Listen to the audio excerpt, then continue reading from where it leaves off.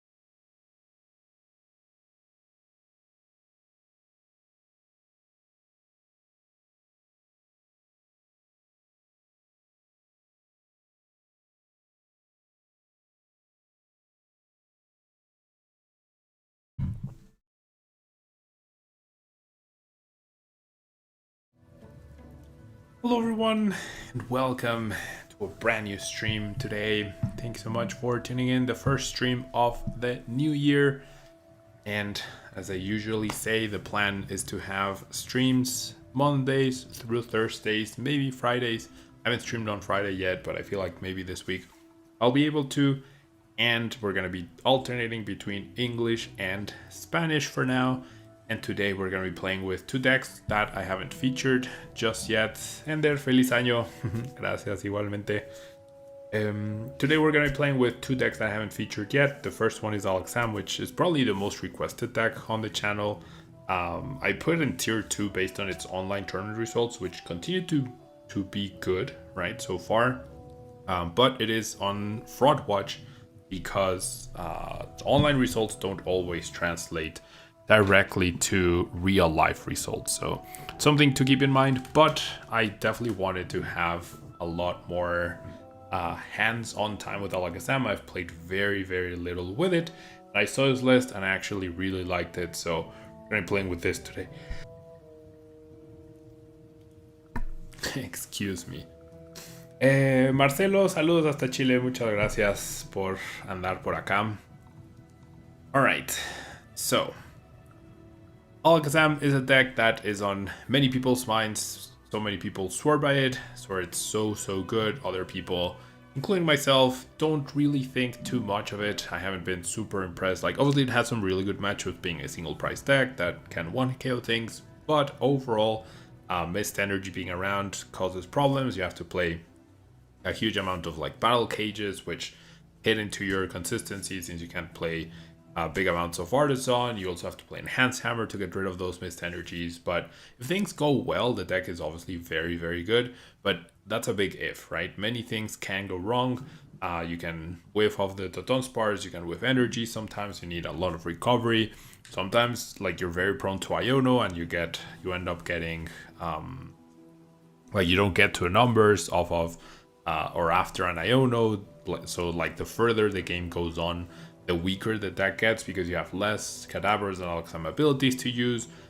Your deck is thinner, so it's a little easier to reuse the Dunsparces, but it's not like your opponent knows this, so they might target them, so not perfect. Having the protection of Shaman and Psyduck obviously helps, but I guess I should talk about Alakazam's attack. It has the powerful hand attack, which puts 2 damage counters on your opponent's active Pokemon for each card in your hand. So like I said, unlimited damage. We're going to be trying to build huge hands in order to win a lot of these games. And then we have the Psychic Draw ability, where once you evolve either Abra or Kadabra from your hand into Alakazam, you get to draw 3 cards. Kadabra has a similar ability, Psychic Draw, but you only get to draw 2 cards. The attack Super Cyborg, probably irrelevant. And then we have a split of the Abras, the 50 HP, which does 10 and switches back to the bench. And also this 40 HP Abra, which has a very unique Teleporter ability. If it's inactive, you may shuffle it and all cards attached to it into your deck. So this Abra plus the Jet Energy is actually a way to avoid deck out. So you can never deck out with this deck if you play it right. As like in case you get to a late game, you need huge hands, you need to draw most of your deck. But this guarantees that you'll have some option in order to stabilize. Now, other than that, we have a Dawn plus Hilda engine. Dawn feels like it was made for this deck. Gets you Alakazam, gets you a Kadabra or the Dunsparce, and gets you any basic you might need. Hilda, of course, very good as well. Can search for the Psychic Energies, which we play very little of. But we have the Wondrous Patch to recover them, and can also search for that Enriching Energy, which draws those 4 cards, which is huge, and can also find the Jet Energy in a pinch. Now, with all the draw, probably won't be needing, like, we're probably gonna be able to access whatever we need. Cypher Maniac is something that I've thought about in this deck, since you're, like, always drawing so much. Like, why not draw the 2 specific cards you need just to make sure you don't whiff? Like, could be Extra Evolutions, could be that Crucial Rare Candy, could be, like, energy on something else that perhaps Hilda or even the Colress Tenacity can't find you. Search for your stadiums, etc. So, something to keep in mind for the future. And then we have as our 06 Machinations.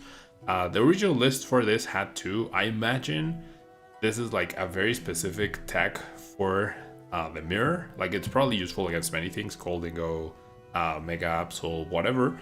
Any Mega Kangaskhan deck that draws a lot of cards. But in the mirror match, the Rosic is probably pretty good. So we're keeping 1. I'm going to respect that.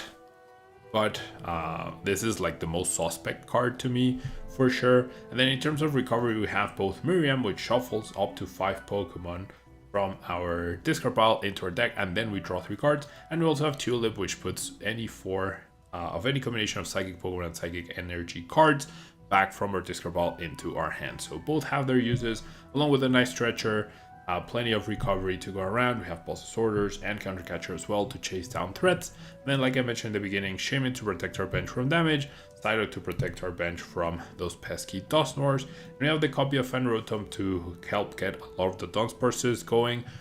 Bench management is very crucial in this deck, so having the Fenrotom on the bench might prove to be a little risky in some situations, or not risky, but like it provides early aggression, which is nice, or can provide early aggression, which is nice, but it's not perfect. So with all of that in mind, all over the place, like I said, I haven't played too much with this deck so far, but let's change that today. Let's jump some games and see how we do.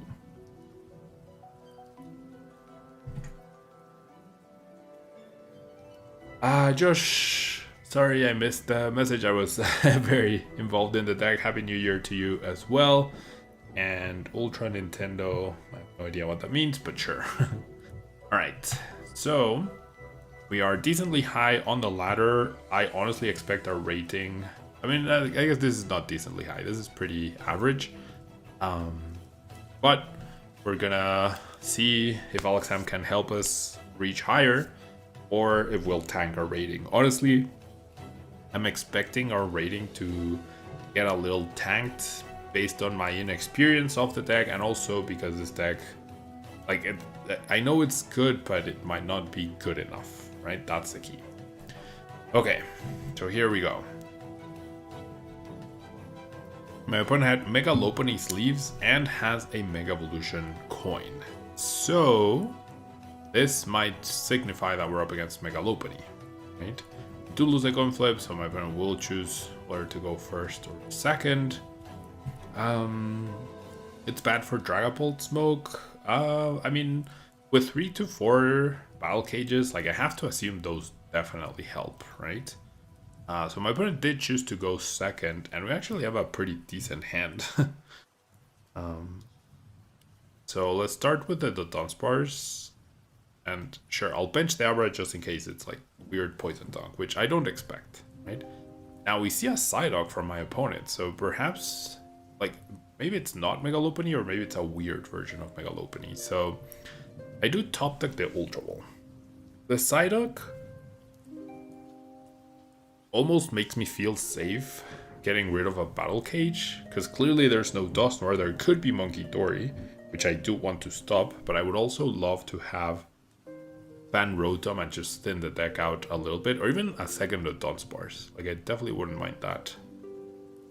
It is costly though. You know what? I think I'm just gonna pass. Like, I have a very nice build out for the energy, Alakazam draw, the Dunsparce draw, find more stuff, so okay. Into the raw trolley for my opponent. Not bad. That's always crazy to me when opponents just start their A-spec raw. And you're, I mean, clearly I'm not struggling, but we'll see, we'll see.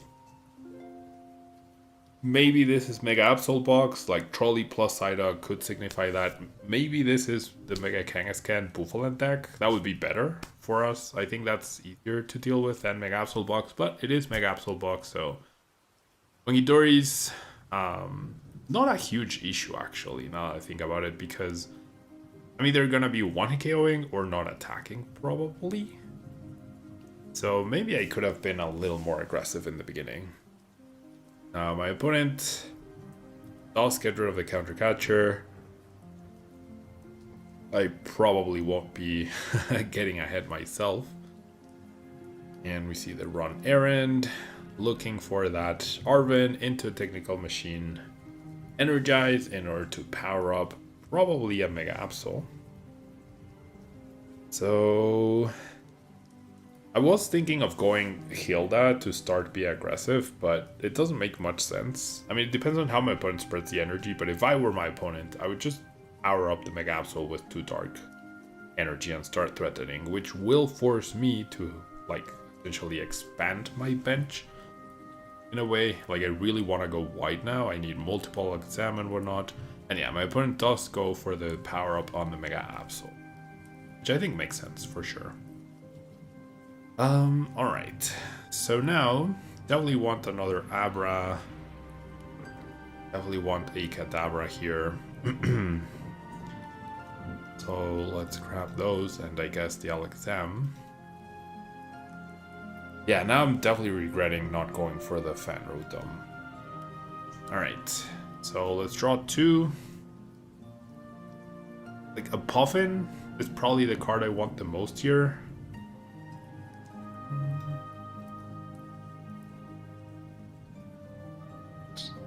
After I use Runaway Draw, what do I want to go into? Probably the Dunsparce, I guess. Alright, I do find a Puffin, which is very, very nice. Now the key card here for me is like a rare candy, which will probably get discarded. So the worst thing that could happen to me right now would be a double... Well, a boss, yeah, attach boss KO Kadabra, discard their rare candy. That would be pretty bad. So in order to sort of counteract that, I don't care about the battle cage too much anymore. I get rid of a Hilda. Like, Hilda is also pretty important here. I think Alakazam might be my discard. It's either, I think it's either Kadabra or Alakazam. I'm going to choose Kadabra. So we're hoping my opponent to not have energy plus boss. Like worst case scenario is missed energy plus boss. That would be the worst case scenario here for us. It's also pretty bad that I can't really have like I can't search for the, of course they missed. I can't really search for the enriching energy and attach that, and yeah, sure thing. That works. ¿Qué tal, Jonathan? ¿Todo bien? ¿Y tú aquí manqueando con este deck que no sé por qué? Saki, good morning. I'm doing well, thank you. How about you? Alright, well.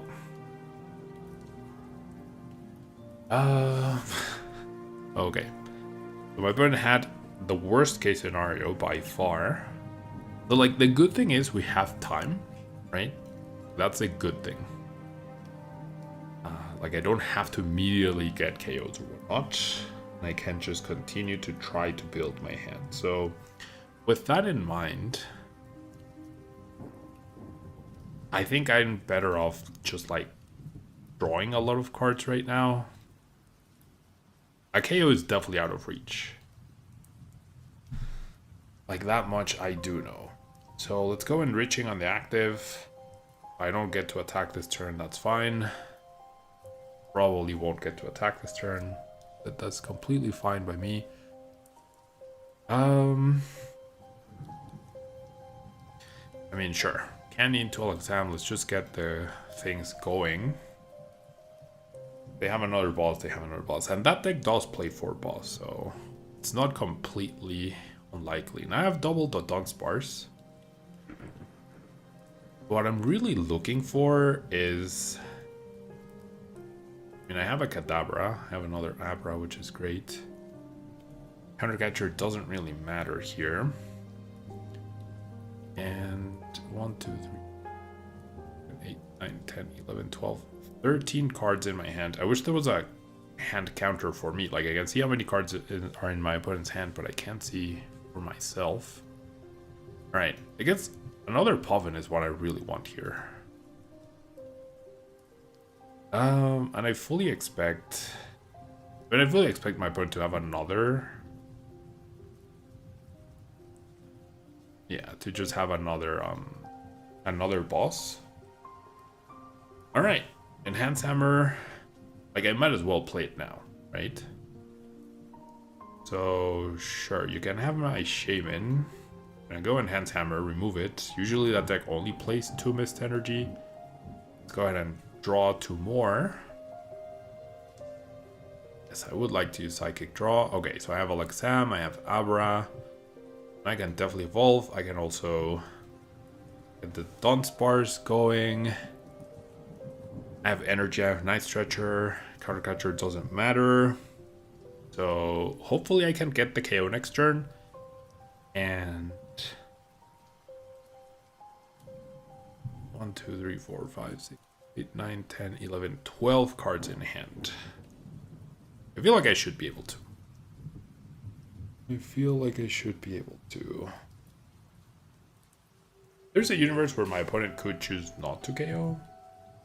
They always have it, yeah, I mean... Hey, Yana, see you in Merida as well. I'm excited for that. Yeah, they always have everything. It gets me. That's how it feels. Like, I mean, and you have to assume they're gonna have everything, but like, you could have missed one thing, you know? But like, on top of things, they also had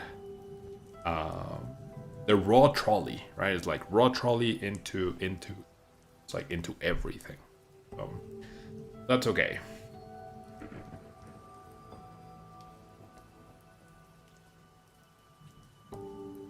All right.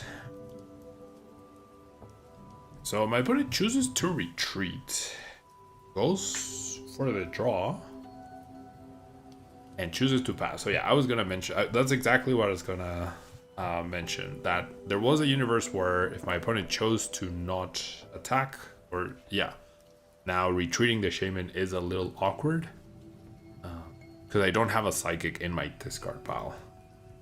And I only have 1 Ultra Ball, and that's gone for now. So I can't attack now, but that's okay. I'm generally okay with that, I think. So... well, then I shouldn't do this, right? Well, it's the only way I can draw stuff. Sure. Let's go enriching on the active. Okay. And honestly, I think this is where I leave things. It's so bad to have the enriching here, though.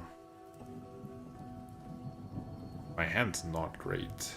No, I think, you know what? I think I need to keep drawing. Ugh. Oh, my hand's pretty bad. Dang. My hand is dead. That is insane. In this deck that has draw, like almost infinite draw, now my hand is dead. That is crazy. So I now have to rely on a top deck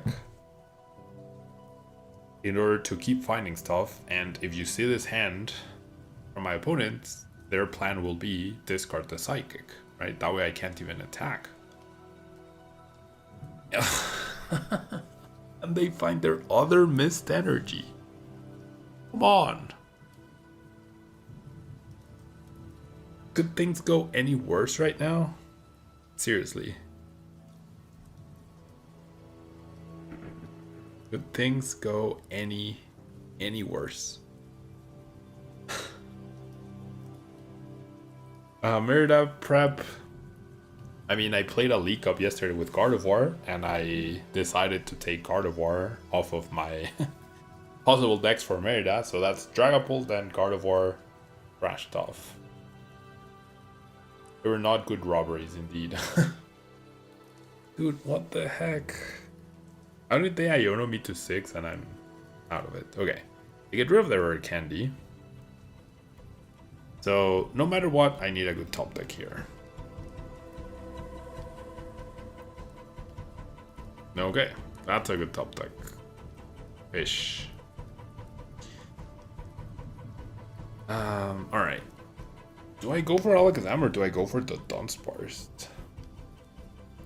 I think I'm gonna go for Alakazam just to have 2 attackers set up. And then there's literally no basics left for me to puffin into. Oh! They discard their candy. What am I doing? Alright. Yeah. It had to be the Dunsparce. What am I doing? Dude, this deck is so bad. Like, I don't think I'll be playing this for long. And also my opponent got everything they needed every turn. Like, they did not miss a beat, and I just... Whatever. Whatever. Like, maybe the Shaman was a little too much. Maybe I should have just pushed the Dunsparce. I was trying to anticipate, right? Like, I got punished for a decent play, and then I got punished for the Iono, and then I just misplayed the Hilda, sure. Yeah, today is gonna be a let's tank our rating day with Alakazam. And yes, Alakazam probably not a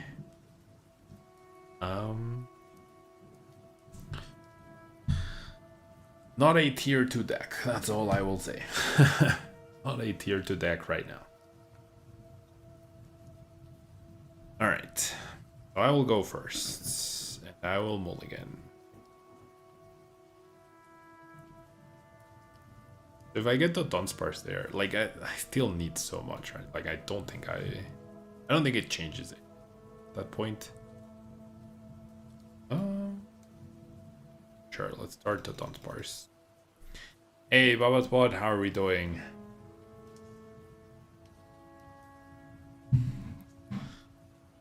I don't know if several misplays. I definitely did. Like that, in the last part, that was a misplay. I don't know if not benching the thing.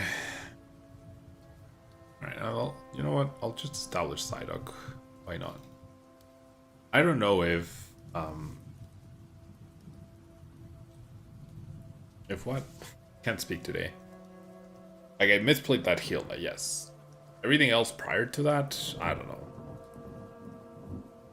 I don't know if there were several misplays. The misplay was running into someone who had everything every single turn.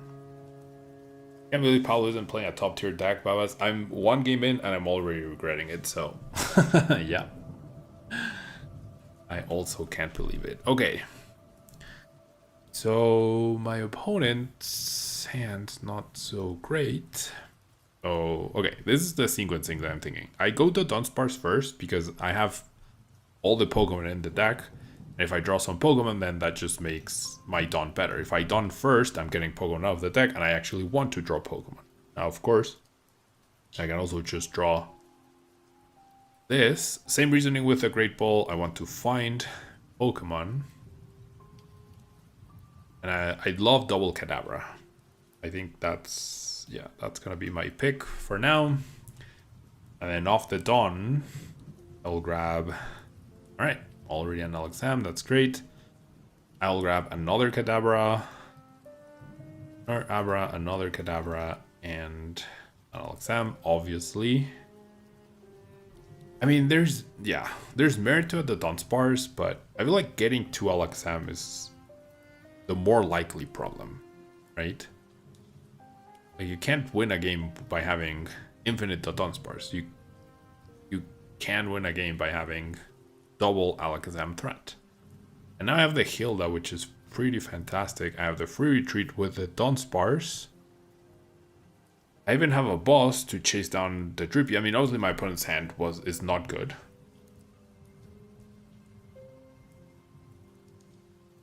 So they need a huge Dracloak here, otherwise the game's over. Yes, I definitely don't like playing, like, I don't like losing, therefore playing fun meme decks is just not my thing. Because it's just not. I do not enjoy losing, and obviously tier 3 decks have the highest chance at not winning. So that's sort of the reasoning. Alright. So my opponent just two-road the thing. I top deck the energy, so this is probably going to be game. As soon as I play the boss. Would like to draw the cards, sure. And you know what? I'm gonna save this Alakazam as potential draw. Like with the Psyduck, I mean, with knocking out my opponent's Dracloak, I feel pretty safe. I cannot imagine a situation where my opponent can recover from this. So I feel like we should be going next, but maybe they just, I mean, or you see your top deck and you go next. Yeah, there we go. Like maybe there's a universe where you top deck Iono, Countercatcher, and I whiff energy, or like maybe, I don't know. Probably not. Probably not. Alrighty. So on to the next game. So recover the points that we lost from the previous game. Was there a thunder in the background? Is it raining over there? No, Victor, that is the music from the one of the best games in the history of video games, Hollow Knight. If you've never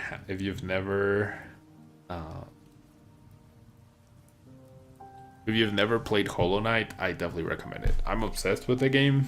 I finished it fully earlier, well, not earlier this year because now it's 2026. I finished it like 2 months ago and won a game.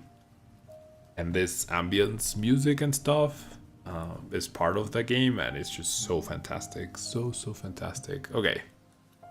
Dead hand. We are going second, I mean first at least, so we get to evolve before many things happen. Shaman top deck. Alright. I don't know what I'm up against, so I'm not going to bench either until I have more information. I have the next 2 cards that I can maybe draw to help me. It is Dragapult, so there's a solid chance that we just see the Body come out. Yep, slow things down. We do play a lot of supporter base search, which is great. Only 3 Dawn though, and now we can't Puffin. The good thing is we're not really threatened by my opponent anytime soon unless they have like Candy, Pulse with the Neoper, but hopefully that's a ways away. And so now that I know what I'm up against, benching the Psyduck feels better. That Psychic is actually pretty nice. Because we can actually knock out the Buddy. I did not expect to find a Psychic right here, but we'll take it. Now, I see a Darkness Energy, so there's probably no Dusknoir. Darkness Energy usually speaks of like Monkey Dory. This could also be like Azul's Tyranitar deck, maybe. But why no Larvitar? I don't know. I'm not going to bench the Psyduck. I'm not going to bench Shaman. We're just going to take the knockout, see what happens, and then go from there. But, I mean, so far so good, I guess. Which single price do you think is better? Alakazam or Typhlosion? I think Alakazam is a little bit better overall. I do think Alakazam is a little bit better. Not by a lot, but yes.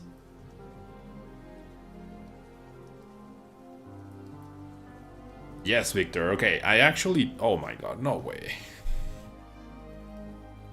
No way you have... Oh, my Kadabra is dead to 1 energy. No way.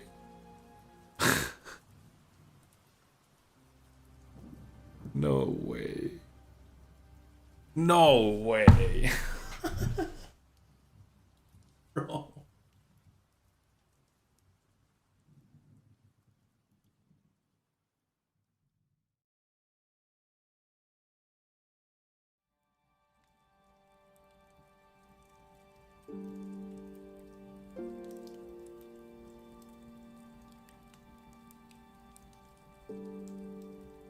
Where am I?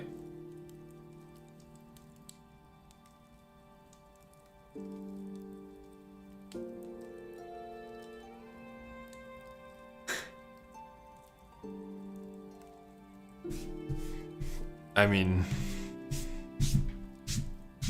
I'm glad there's video evidence to show this crap happening. Like, I am very glad.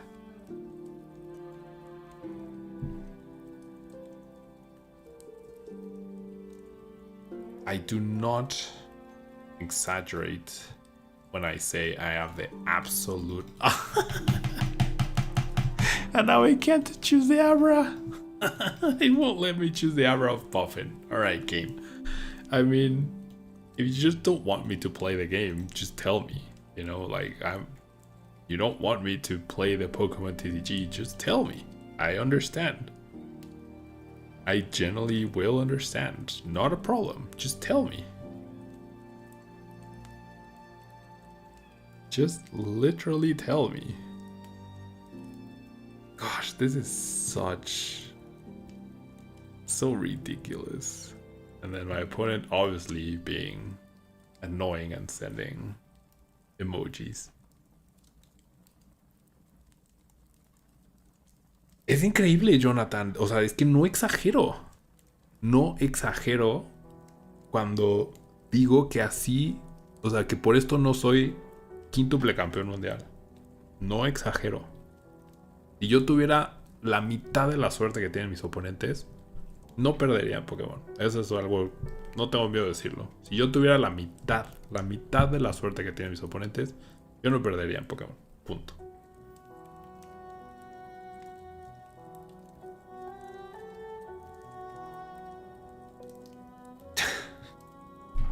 This is so insane.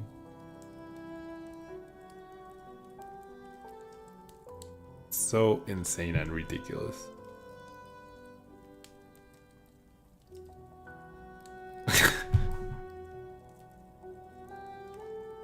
That's 2 games. 2 games where my opponents have handpicked perfect cards back to back every single turn. Every single turn. They just find every single thing they need. And that is the story of my 25-year Pokemon career. It's ridiculous. Just said in Spanish and I'll say it again. If I had average luck, not even good luck, I don't need good luck. If I had average luck, like, that's insane. I would not lose in Pokemon. Period. Like, there's the evidence right there. My opponents could not have, like, if... Whatever. This is part of why I stopped live streaming years ago. Because, like, it's just... the game's so unfair. Skill doesn't matter. Period.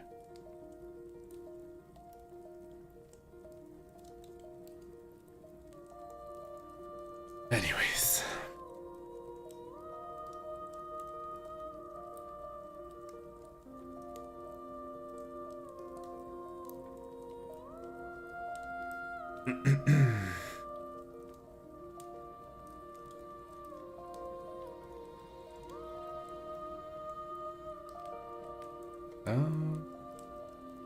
I don't want to play Artisan, bait out their stadium, assuming this is Dragapult, of course, and I definitely want the second Abra. Going, and then I'll have the space for sure for Psyduck eventually, so I'm not too worried about that just yet. And now we have to hope Kadabra pulls through for us.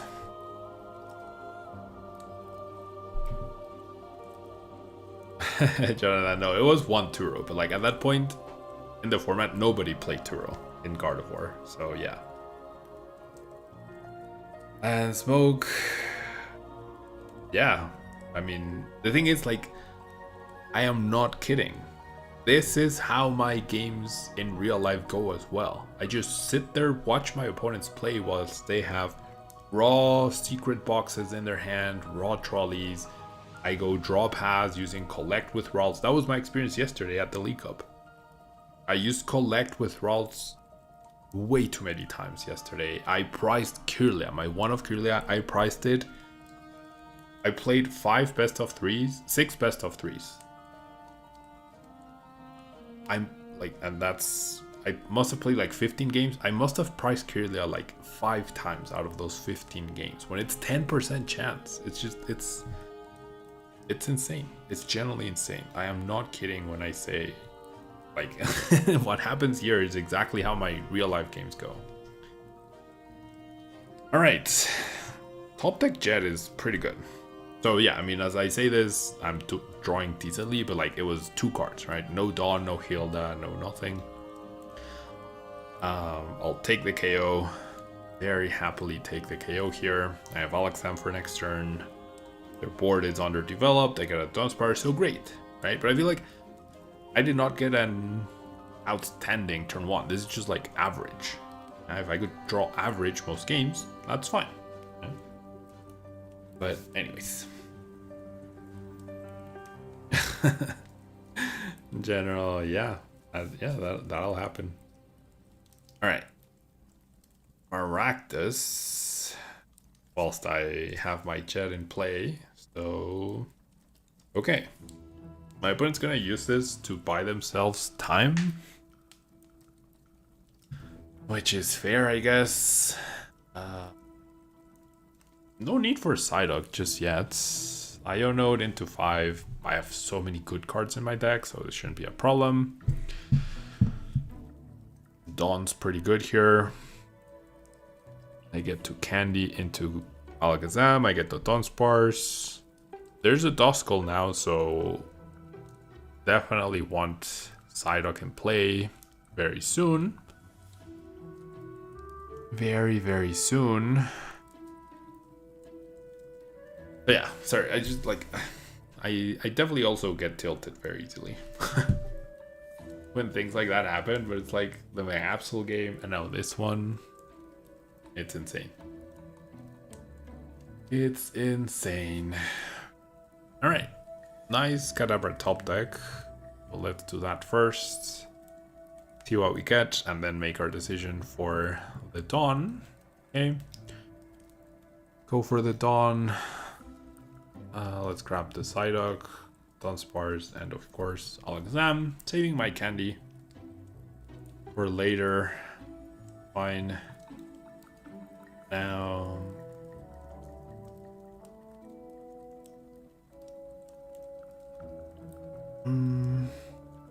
I'll save this. Well, it's not. I'm not saving it, but I'll use that.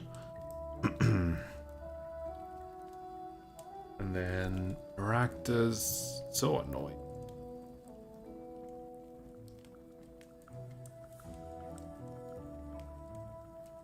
I mean, maybe just having Psyduck already is important. So let me do that. I have all 3 battle cages in my hand now. All 3 battle cages in my hand. Probably not ideal. I'll consider playing one next turn. Like if I knock out Maractus, then I'll play the battle cage. Because what's the response? Probably Iono. So next turn is a Hilda? No, a Dawn, right? Another Dawn. For the Dunsparce, protect the 70 HP with 10 damage, Dunsparce, and go from there. Alright. Dusclops in play. Lily gets played as well.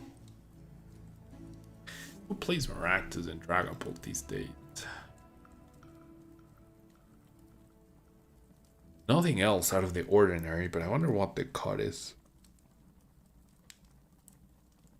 For the Maractus. I could see Maractus being decent as like an anti-Golden Go tech, maybe? In a world where you go Maractus, Trap, Genesect. Well, no, then they Turo, right? And they just never bench it? Yeah, no, never mind.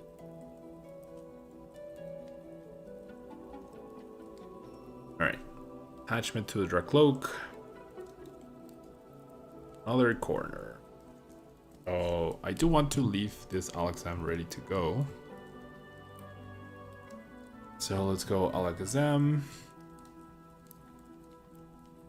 All 3 cards. So Enhance Hammer is tempting. All 3 Hilda and all 3 Battle Cage. So once they Iono, I won't be able to search for it. Alright, I'm gonna Battle Cage and I'm gonna Enhance Hammer away the energy as I take this knockout. And yes, I will Dawn. Do want the Dunsparce here. just to make sure that my opponent can only get, or cannot get 2 prizes. Now, after Fan Rotom goes down, who am I promoting? I guess Dunsparce, right? Yeah. All right, and then worst case scenario is pull Diono, etc. If that doesn't happen, it's basically game. Well, it's not game, but I can just like maybe even chase the Latias or something. And put myself down to 2 prizes and eventually win. So, sure. Can have my Dunsparce for now. Fully expecting the Iono, and that's why I played the Battle Cage. I do have a huge hand, but that huge hand is probably also going back into the deck. It's so random, just like the Komala. I know, right? That Komala was insane. That Komala was absolutely insane. I almost got wrecked by it too. Of all the tails I flipped, I actually almost got wrecked by a Komala. Alright, Night Stretcher. Are we... Yep, it's Maractus. My goodness.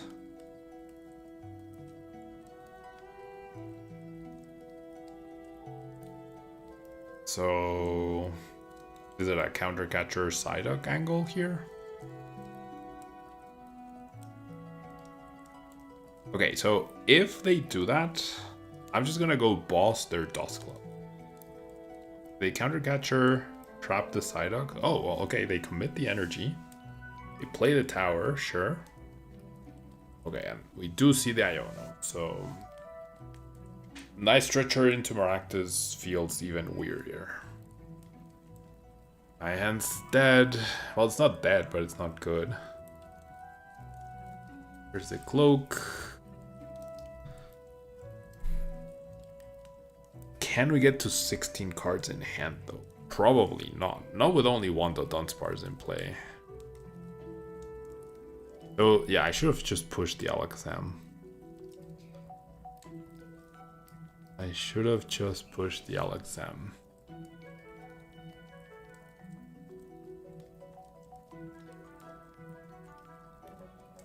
You can also have Crispin. I mean, yeah, he could. That's for sure. These decks usually don't play Crispin, but he definitely could. Alright.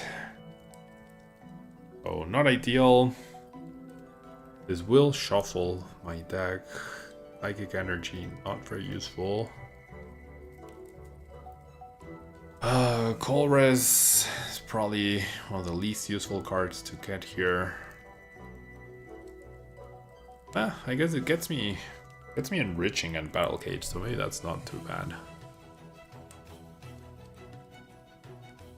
If I play Colress, so what I'm thinking is boss onto the Dusclops to buy me a turn to re-establish my board.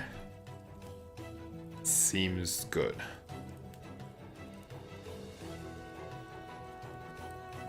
So you know what? That's what I'm gonna do.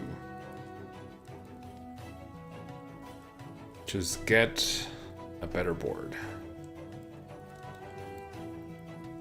Okay, there's the Dunsparce, that's nice. Bench you, let's attach here. And I'm not going to attack. Just want like time. Actually, I didn't even KO. I didn't even KO the Dusclops if I wanted to. Okay, and then next turn we go Colress, Enriching, the Dunsparce, Battle Cage, blah blah blah blah blah. So a play they could have is, which would actually, so they could actually have an insane play here. They could Turo the Halucha, place 10 on Psyduck, Dusar, 130 on the bench Alakazam, KO, GG. That's actually a possible play they have.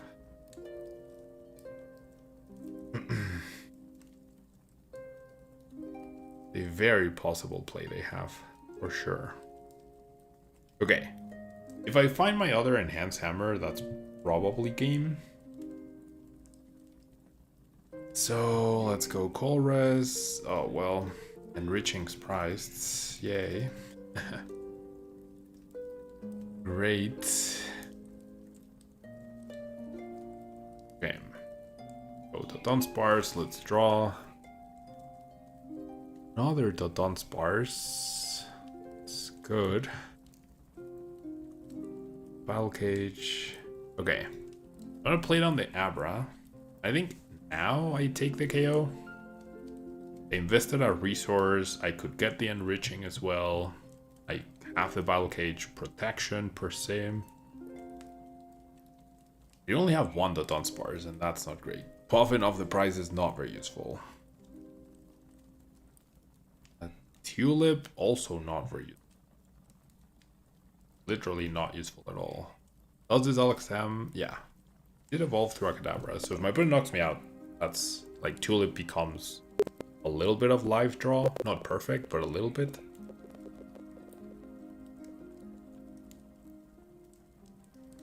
¿Qué tal, Alecita del Diablo? Amas a los Dunsparce. Okay, my opponent of course has the Jamming Tower immediately. And will be... Oh, okay. I will be able to knock out both Abra and Psyduck, whilst I lose my Night Stretch. Okay. Jeez. The enriching being priced is also very, very bad.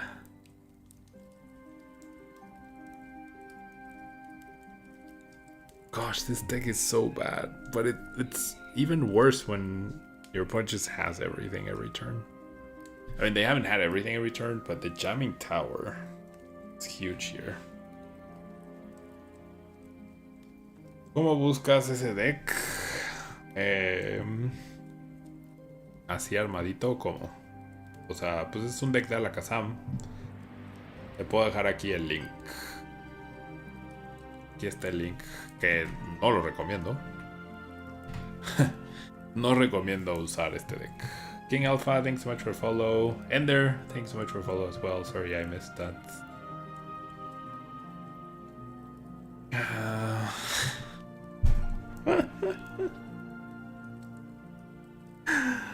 My goodness gracious.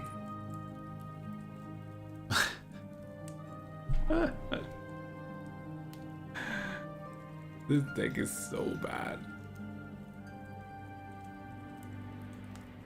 Deck is so bad. Okay, this is actually the last game I'm gonna play with this deck. This is not fun. Playing crappy decks is not fun.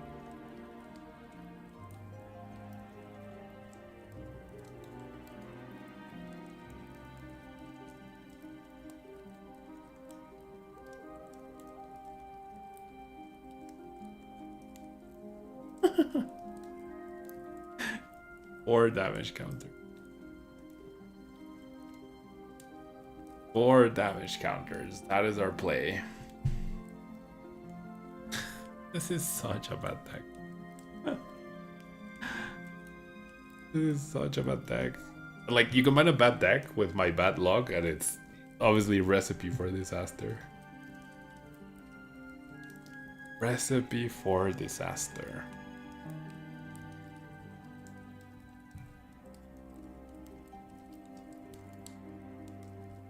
Exacto, ya nos faltan 280. Yeah, I cannot recommend this deck whatsoever. Whatsoever. If by amazing you mean crap, then yes. It definitely is. Alright.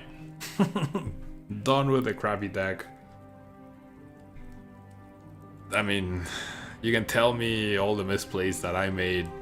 I can't misplay my opponent having Stadium back to back, into making me dead row with the Iono, into having missed energies almost back to back, into whatever.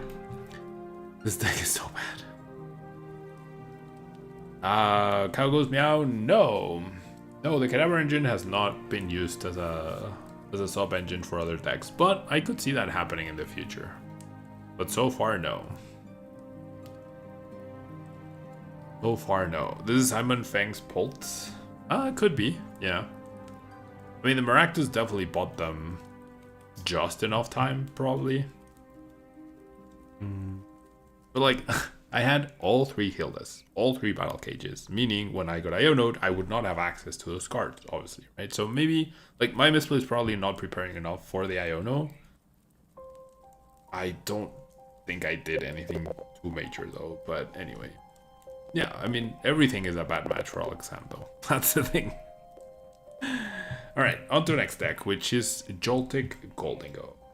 Get that ready, because clearly I'm not enjoying playing this deck, so why continue playing with it? Crap. Alright.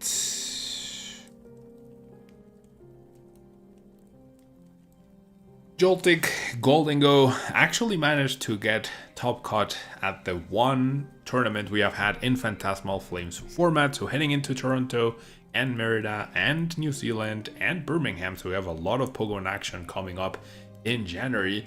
This deck could make for it could build from the current success it got in the one tournament it got played at and did get top cut in the Stuttgart regional. So it essentially combines 2 decks in one. You use Joltik's Jolting Charge to power up your Iron Hands that you get to search for with your Miraidon. You can also power up Pikachu EX, so you have like this sort of have a Joltik box deck. You also have the Galvantula, which is pretty good with the Shocking Web attack, 1KOing a lot of the Grass Weak Pokemon. And you also have Galvantula EX, which its charged web attack does 220 damage to a Pokemon EX, which in a pinch can help you knock out a Fez, a Latias, a Genesect, whatever your opponent might have on the bench. And basically this deck wants to go boss, or KO with MP very much, boss KO with Galvantula or maybe Goldingo, and then clean up with Blood Moon or another Goldingo. And the other half of the deck is Goldingo with 3 superior energy retrieval with a bunch of energies and with a Make It Rain attack. After you lose your Iron Hands, you can recover those energies and then go crazy with Goldingo to get 1 KOs, whilst also protecting your hand from any potential hand disruption. Now, it's a win-win. If you don't have the energies in the discard pile for your Goldingo, that means your Iron Hands probably didn't get KO'd, and therefore your Iron Hands can keep wreaking havoc. It's all about finding boss disorders at the right time, as well as a strong start. So we have Team Rocket's Patrol as a one-off, and for Arven, plus 4 Pokegear for a lot of outs to our Precious Trolley to get fully set up. And then after we have our setup, we can Pokegear 4 boss disorders to keep pressuring our opponent and hopefully win games that way. Brock Scouting helps us on turn 1, finding Miraidon and Latias perhaps, and that also gets us the Joltik. Brock Scouting also helps us find our Pokemon Goldingo or whatever it is under item lock, which is fantastic as well. And we have a copy of Penny to maybe pick something up that got damaged. Brox can also search for both Galvantulas as well, since we don't have direct search for those. We have Genesect to search for Goldingo, but the only way we are finding our Galvantulas other than drawing into them is through Brock Scouting, which perhaps defeats the purpose of, like, if you have to Brock for your Galvantula, then you can't really boss that turn. But yeah, like, Galvantulas are niche options. Your follow-up to Iron Hands is the Goldingo, and like these are good in case your opponent promoted something that can't get KO'd by Iron Hands, and you also can't quite reach with Goldingo yet. So one final tech in the picnic basket to remove some spread damage, take things out of range from your opponent. And then Levincia also helps us get energy back for our Goldingo in place of the 4th superior energy retrieval, and could help and power up something else in a pinch. So let's jump in the ladder, play some games with this deck, and see how it goes.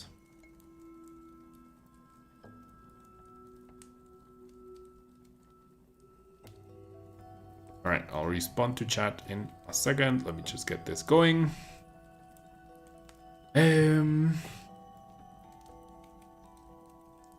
Your daughter won a cup with Alakazam and she hit for Dango. Yep, that'll do it.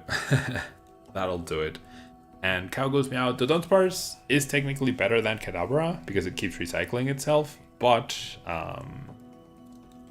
like the Kadabra into Alakazam, like it's nice for the draw and could also become an attacker in a pinch. So I think there's merit to, like, maybe we'll see in the future decks that integrate Alakazam as an alternate attacker. Maybe. We definitely want to go second with this deck. You feel like a dark deck will win Toronto? Very likely. There's a lot of good dark type Pokemon right now, as well as Dango, right? Charizard or Zork, definitely good candidates to win. Okay, so I am going second. I don't have anything though. My hand's dead. Alright. And we're up against some sort of control. Alright, great. People start playing Zerosic and Watchtower. Yeah, Watchtower is annoying for Alakazam for sure. Okay, what? What? LGM, Natu, Flittle. I have no idea. Deck de Wiglet, Wugtrio, sí. Te creo. Alright. Okay, I'm just gonna grab Arven and I assume the trolley's there. 9 out of 10 times trolley is available, so we just go for it. And so now we can Precious Trolley for a couple gimmies, the Iron Hands. And then honestly I don't know what I'm up against really. Like, clearly it's some sort of control deck. I have Latias. I think it might be Genesect just to guarantee the Dangos next turn. Right? I mean, go and search for them now as well. And I have Latias and I have Herbaloon. So with only one Herbaloon, I might actually choose not to evolve both Gimmigholes and might choose to only evolve one. I don't want to get trapped for any reason, and then we will go Jolting Charge and power up the Iron Hands. I don't know why I always click Lightning first. But yeah, so far so good. Now the annoying part is my opponent could move an energy off my Iron Hands. So I'll need to find an energy off the top as well.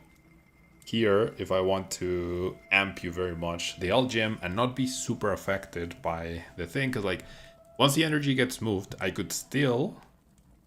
okay, that's actually pretty great. Once the energy gets moved, I could still KO the LGM, but I will only do it with Arm Press. And the Handheld Fan also removes another energy, taking away the threat of the Amp You Very Much completely. So now the problem with this is that this thing makes me use one more energy. So it'll take me a couple turns to attack with Goldingo, so... it's an annoying situation to be in. Like, this feels so random in this sort of deck. Even though, like, this deck is crap, and then this is just incredibly random in this. But okay. I feel like the slight shift would have actually done a lot more damage at this stage than this, but sure. Now the Iodo really worked in my opponent's favor, because now I think I have 2 Boss's Orders at the bottom of the deck. Oh, no, just one. Extremely awkward game, for sure. We'll see. We'll see. Cruel Arrow. What about Cruel Arrow? Okay. Promote Latias for now. I do need an extra energy to attack this Espathra. This Espathra does do a lot of damage. So no, I had the air balloon, so maybe I should have promoted a gimme. Honestly, I didn't pay attention to that. Okay, can I find a boss's orders? That is a question. That is not a boss's orders. And obviously I play trolley, no prime catcher, so that's not good enough. No boss's orders, okay. So I think I just slam into the Espathra, right? 30 plus 30 for each energy attached to both. So right now it's 6, 9, 12, 15, 18. If they attach another energy, that's 21. So I don't want to attach another energy to my Iron Hands preemptively. I do want to attach a metal energy to my Goldingo preemptively, in case I need to use Goldingo to finish off the Espathra. So we'll go Arm Press, and then next turn I'll attach to Iron Hands. But yeah, this LGM is so weird, and the thing is so weird, and like disrupting my energy I think would have been a lot more powerful than just knocking out my Joltik. That accomplished nothing at this point.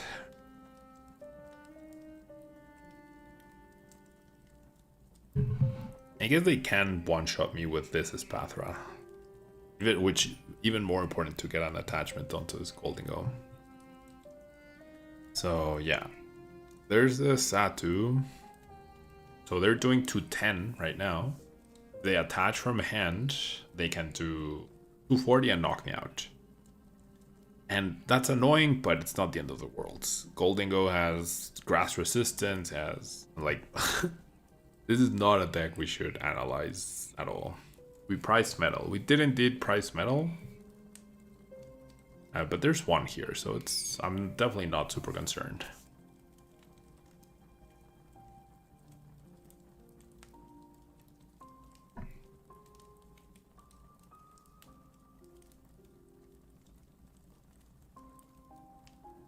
Okay. Ignition energy, sure. That's a little a little overdoing it, but sure. Only a little. Okay, and I should have promoted that other Goldingo. Or the air balloon draw. Well, I don't need to maximize the draw, I guess. Okay, that's fine. My opponent had 3 prizes, but then after this they have literally 0 threats. So I don't have any energy left in my deck, so I might need to Night Stretcher for the energy. No, I definitely will need to Night Stretcher for the energy because I have to attach to attack, right? So let's go Superior away these 2 friends. Let's get back a bunch of energy. And there's 1 energy left. Yes, I priced a bunch of energy, didn't I? Unless I had energy in my hand before I... No, I didn't get, I don't know. Right, and I'm gonna Petrel for a boss. Just to make sure I can chase whatever I need to next turn. So 1... There's 8 energy, so I priced 3 energy. Okay. I'll keep the other metal around just in case. And now we just knock this friend out. So I'm not concerned, I'm a little concerned, I guess. Not super concerned. So there's a knockout, a bunch of energies coming our way. At least 1. Yep, still 2 energy priced. Galvantula, it doesn't really matter. And now, like, yes, we have 2 energies. Even if they go double Satu plus Ignition, that's 1, 2, 3, 4, 5, 6, 7. Plus the base 30, 8 to 40 minus 30 to 10. That's not enough for a knockout. So maybe LGM is their play this turn. I think. What? Oh, to draw more cards. Sure. They literally saw me patrol for a boss though.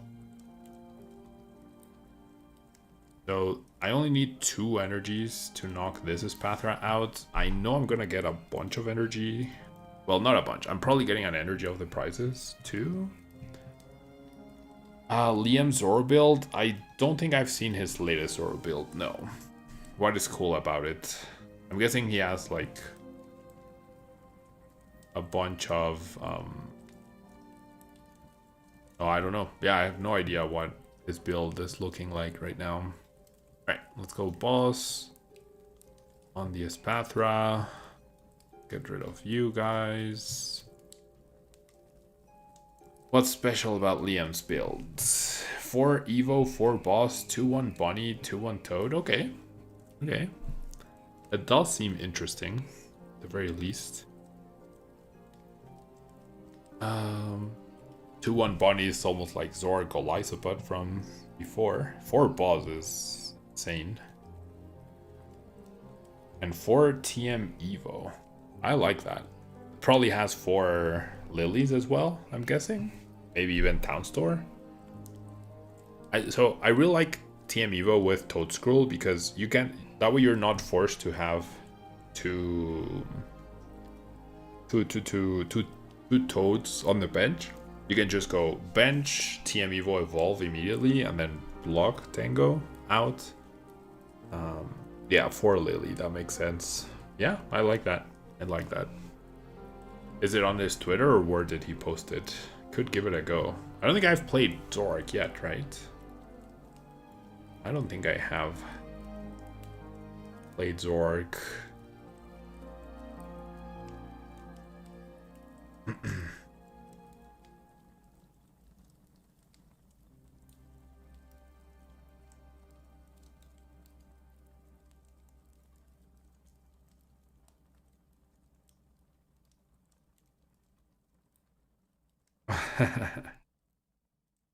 Oh, it's on his Metafy, okay.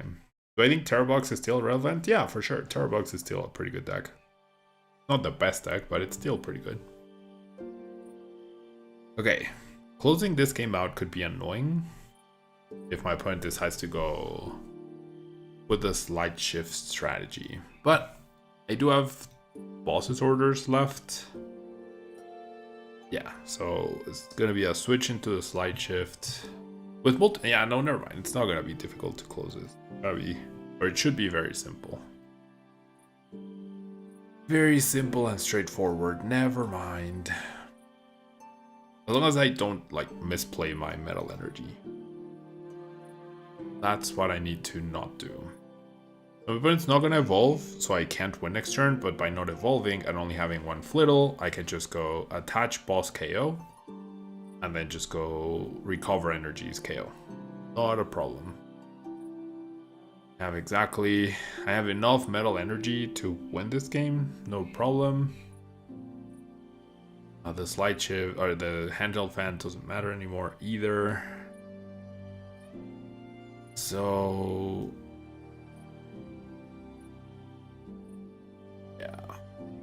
yeah, these are the sort of games that I just don't take seriously at all. Because this is not a serious deck. For sure. Alright. Get rid of their stadium and then just make it rain. Only need to discard one energy. And then there's a Clefha right there, which only needs one energy. So sure, my energy gets moved and that's fine. Games only get good at 1700 plus. Yeah, right. I started the stream at 1630 and definitely dropped a few points with Alakazam. So we're around 1600s. And yes, I found that to be true as well. Like at 1600s, you should not be playing against Xatu Espathra. Like, this is not a serious deck.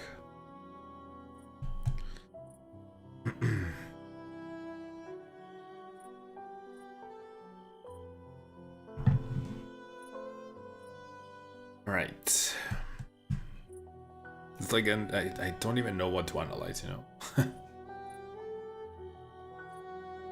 Oh, jeez. 1820 to 1675.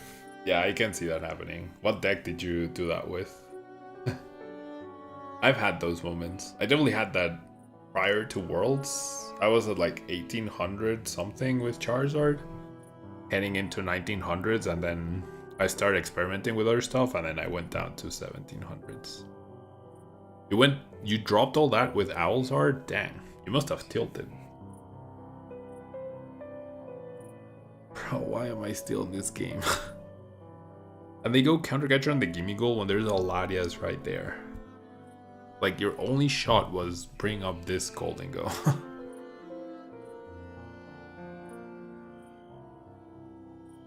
Yeah, I bet it was pretty tilting.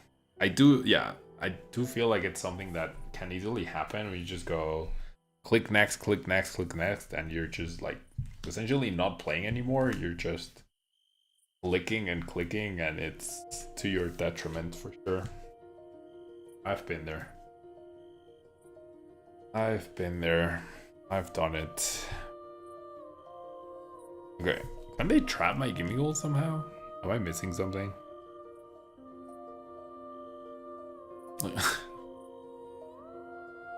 My goodness. Why are we still in this game? What a waste of time. Huge waste of time. Alright, buddy.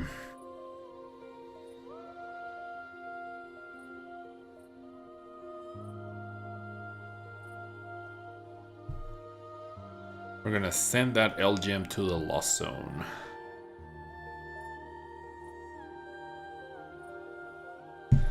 Thank you for wasting my time.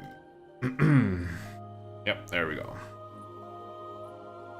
¿Qué tal, Alex? Te perdiste de uno de los peores decks en Alakazam y un juego irrelevante con Jolty Goldenus. Realmente no te has perdido nada bueno. La verdad. We'll get back up to 1800.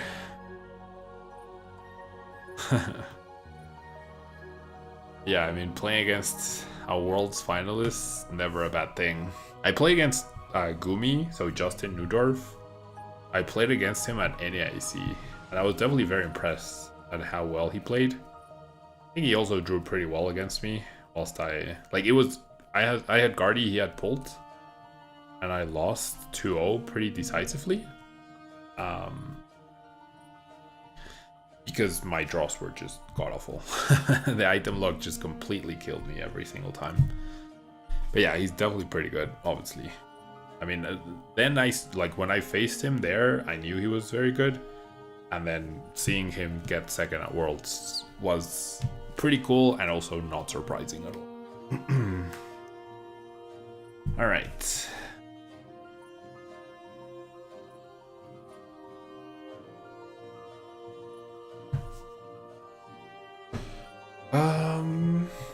I mean, you get your start is not bad, and we have Petrel, right? So our 9th out to the trolley, we found it. Now, one big weakness of this deck is if I were going first and this was my hand, I'd probably be dead to item lock. I'd 100% be dead to item lock. I'm still pretty dead if trolley's priced.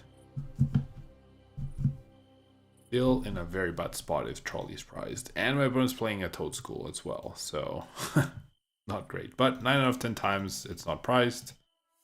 9 out of 10 times Ladias is not priced. Okay, it's not great. Oof. I feel like I rely too much on the 9 out of 10 times. Alright, so we just get everything going.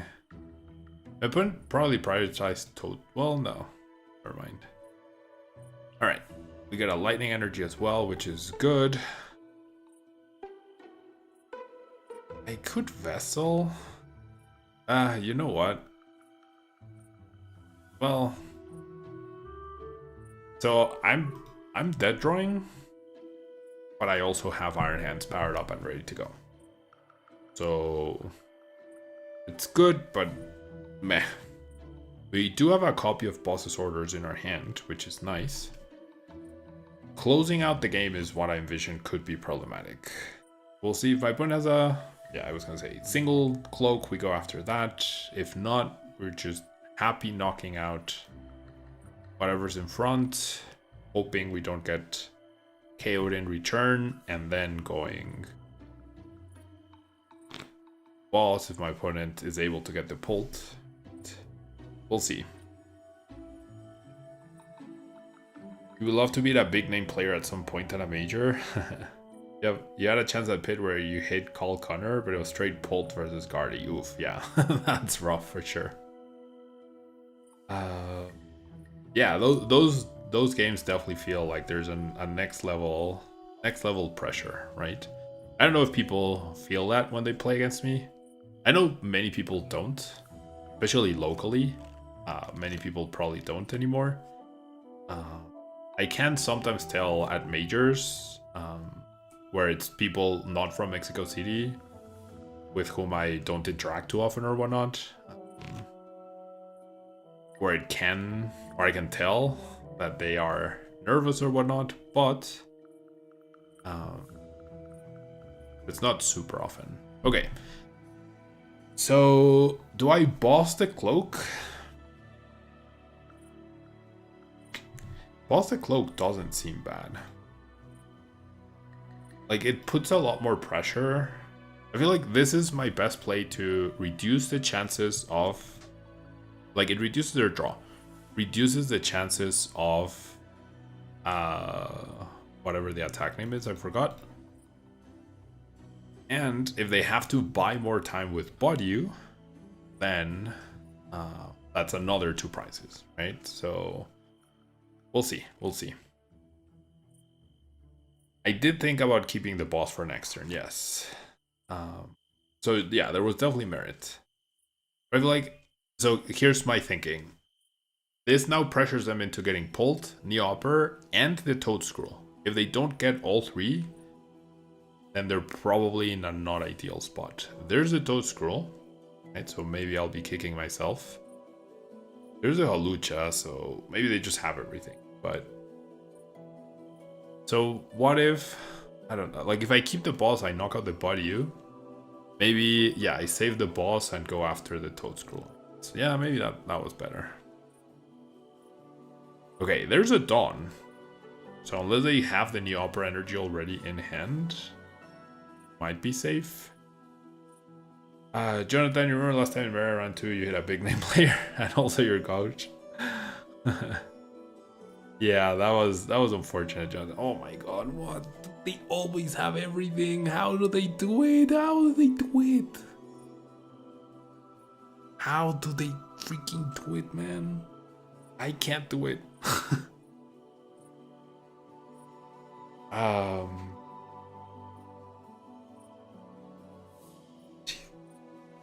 Yeah, now I don't have the boss. I mean, I have Fez.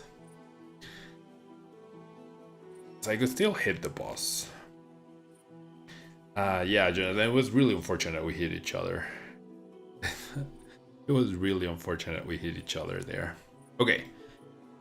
Arvin or Picnic Basket is not bad. Best case scenario would be like boss plus Picnic Basket, but that feels like a pipe dream for sure. But we can try. And try. Okay. No boss, no Picnic Basket.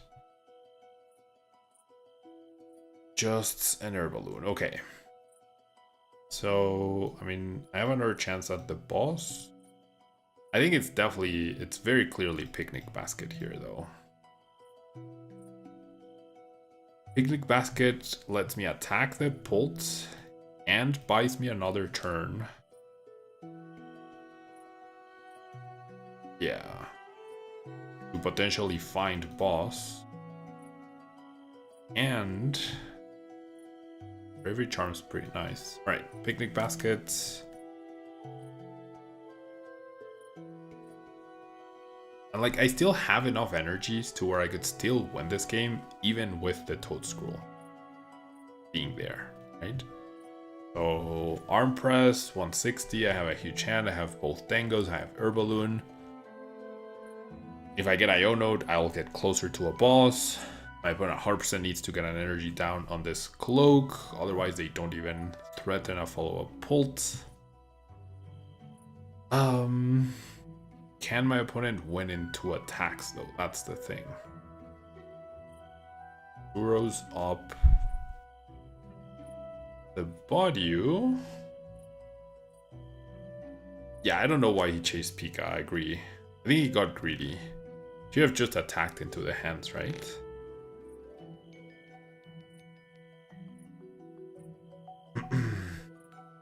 This matchup was Cinema at Pittsburgh. You hit it twice and beat both. Nice. Set up purely cloak boards, and by turn 3 I would board of just 2 pulled and I wouldn't KO the Iron Hands. Yeah, that'll do it. That'll do it. Monkey. Monkey's annoying for sure. He puts a wrench in things.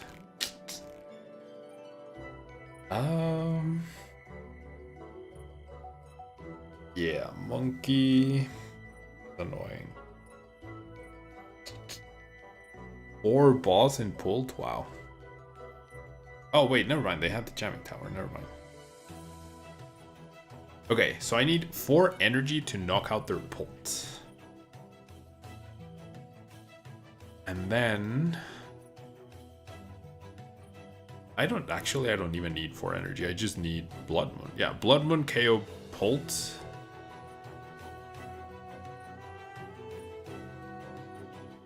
I guess I'd rather do it with... And then I need 5 for Fez.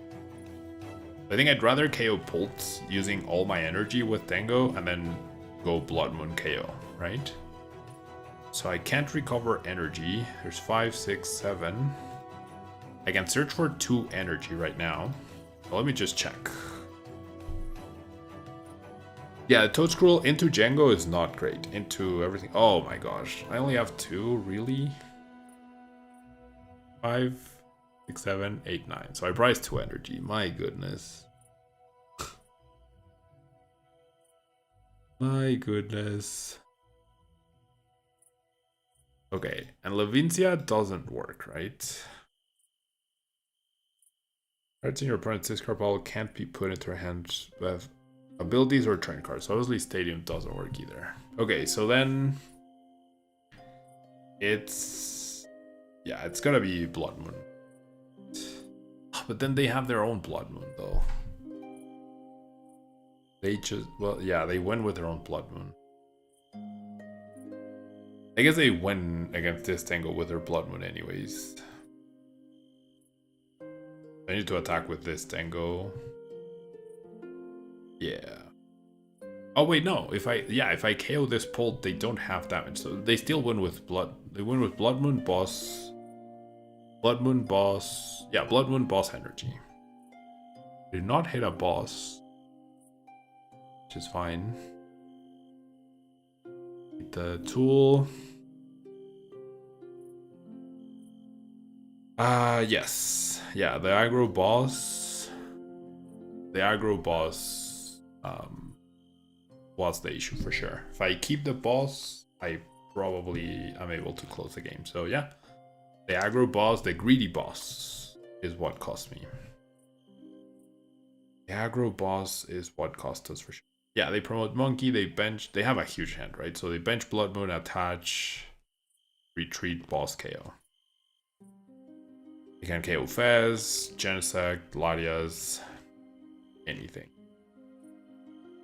But yes, using the boss, that first with no extra boss, using that boss was the mistake. That was the costly choice. And yeah, I did debate it. Maybe I got... yeah, I mean, you can call it greedy. They also had the perfect response, right? They had the perfect response. I whiffed the boss. It happens, yeah. Punished for the boss. The aggro boss. I've just amped the body, you kept the boss.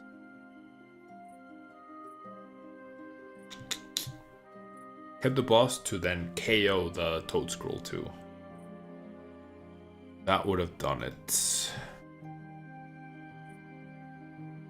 That certainly would have done it. Yeah.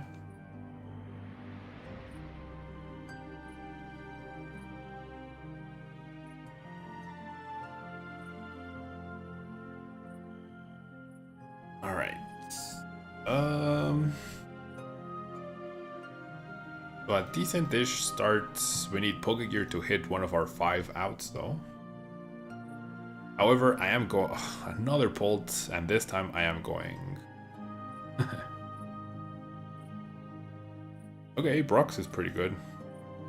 This time I am going first. All right, let's just keep the boss. Kind of want to keep the energy.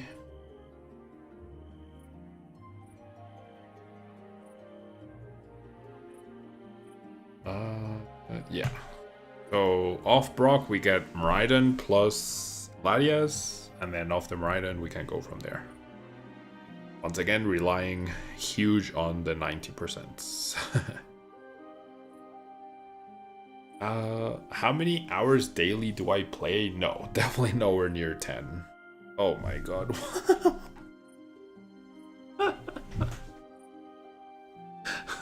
Bro, what is happening? What is happening? Oh my god, I top decked that grass energy, which is actually bad. And I priced Miraidon.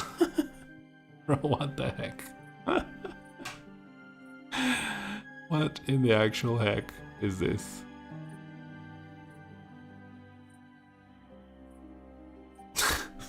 What am I playing against and why is my hand this bad? Ugh.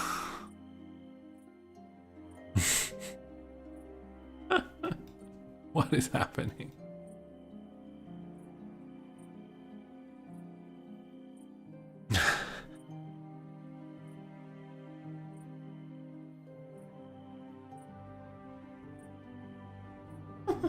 I don't know. I really don't know. Ugh.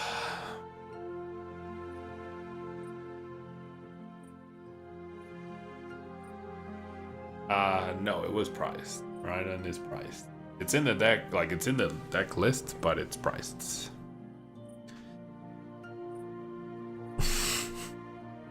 Bro, what is this? Why am I playing as this crap? With crap hands too. I planned for a body you and I got immediately punished for not. This is the wrong chemical. Why is this chemical in here? What the? Why is this not minor errand running? What is this game? Let's just move on, whatever. My deck is crap too, yes. That's true. But I'm playing expected crap.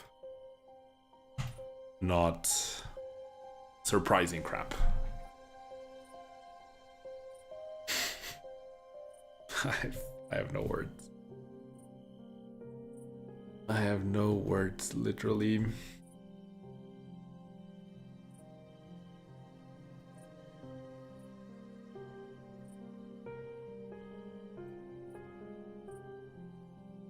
Hoy no es mi día, no. Definitivamente hoy no es mi día. Today is not my day. But, I mean, it comes down to playing crap decks, right? Play a crap deck, get crappy results. Play a good deck, still get crappy results if you're me, but I have a better chance, I guess.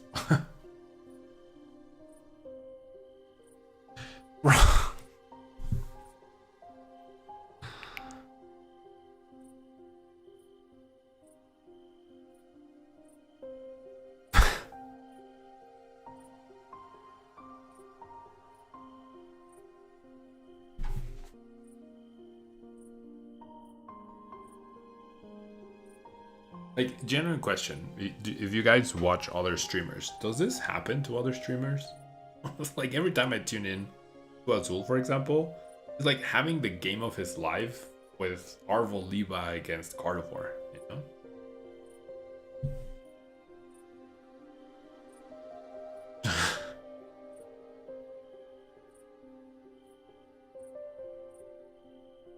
How?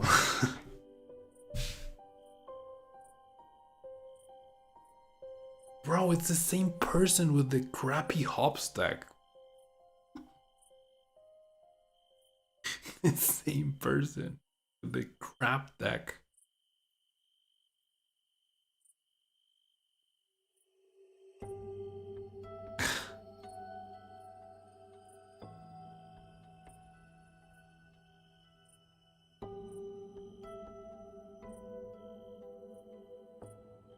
Ashen Pult.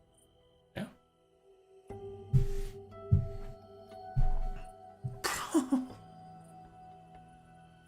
Go on, attach the tool.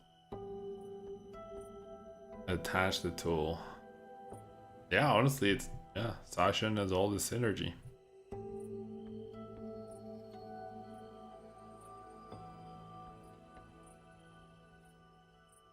Alright, now I get punished for attaching my energy.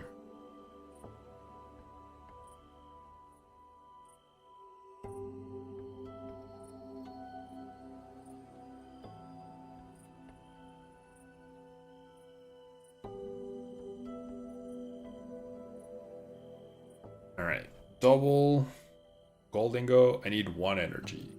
And we're back in it. I need 1 energy off the next 3 cards, and I'm back in it. Let's go. Alright, that's fine. It's always a 3rd card, right? Vessel, 1 of my 10 energy left. No.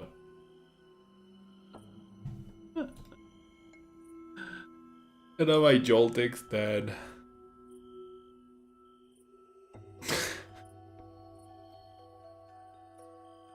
Oh, what is this? And they evolve before retreating, but that doesn't matter because they have their balloon anyways.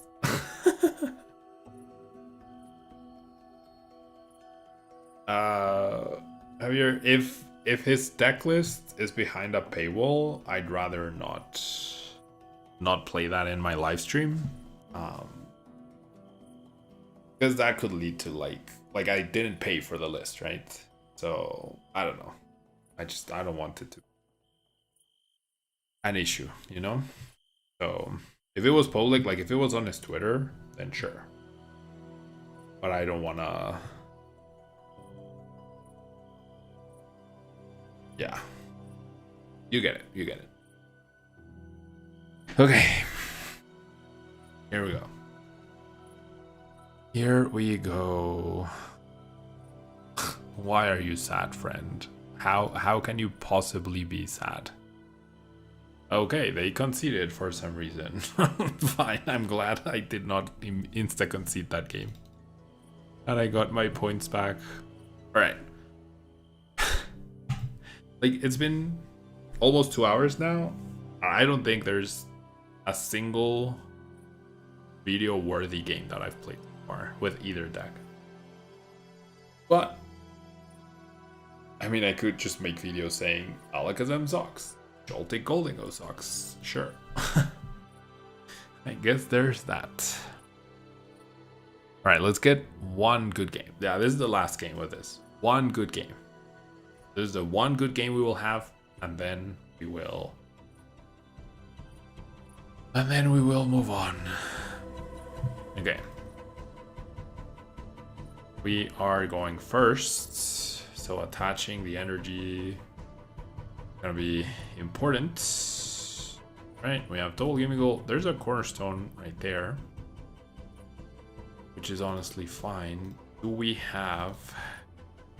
have a Galvantula EX that honestly could be our saving grace. Look here, well, I have Arven for Herbalon, so I'll just commit the energy to a Joltik.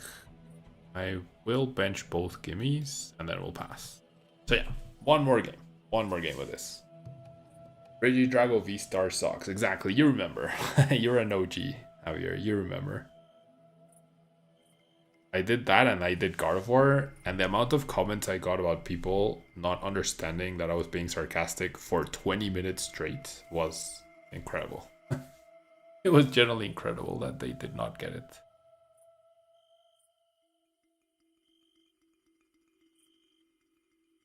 Alright. Arven. Fight for 10. Frank, thank you so much. Thank you so much. I really appreciate it. Thank you for the kind words. My next regional broadcast. So I can't say until Pokemon publishes the information. What I can tell you is that I will be on a lot for the remainder of the season. Let me just check. Yeah, so I can't tell you right now because I would be breaking my NDA if I did. But I can tell you that you can count on me being on the broadcast for many events. Yeah, many events. I really appreciate it. All right. So, I mean, we just power up Iron Hands, right? Trolley's a little pointless now. Kind of feeling Pokegear, because Pokegear can potentially find me the Brock, and then with the Brock, I can find the the Galvantula EX and just knock out the thing.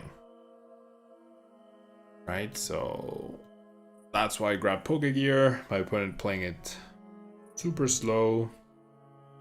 I'm guessing it's Mega Absol Box. I'm guessing. I have game. How could I search for Galvantula though? I couldn't search for there's no Ultra Ball in the list, so I couldn't search for Galvantula. You can only Brock. That's why I couldn't. Unless I'm missing something, you can't just search for. No, this list doesn't play Ultra Ball. Okay, so my opponent pennied up the Cornerstone. Will rebench it, sure. Yeah, so this is a top 8 or top X whatever list that got the list that got top caught at Stuttgart. This is the 60. Alright, so we do see the Bravery Charm. Alright. In order to pull this off, do need another energy. No. Alright, well. Not gonna be KOing the Fez anytime soon. I guess I could get double Holding Go.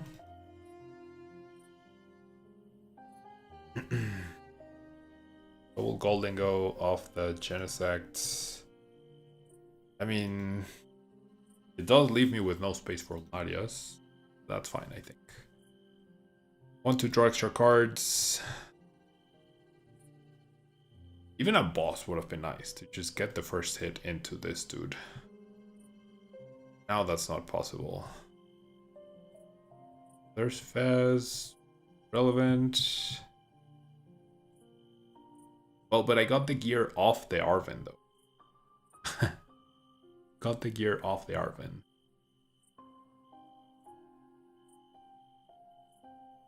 Okay. River Charm doesn't help anything survive 2 hits, so I'm just gonna get rid of that.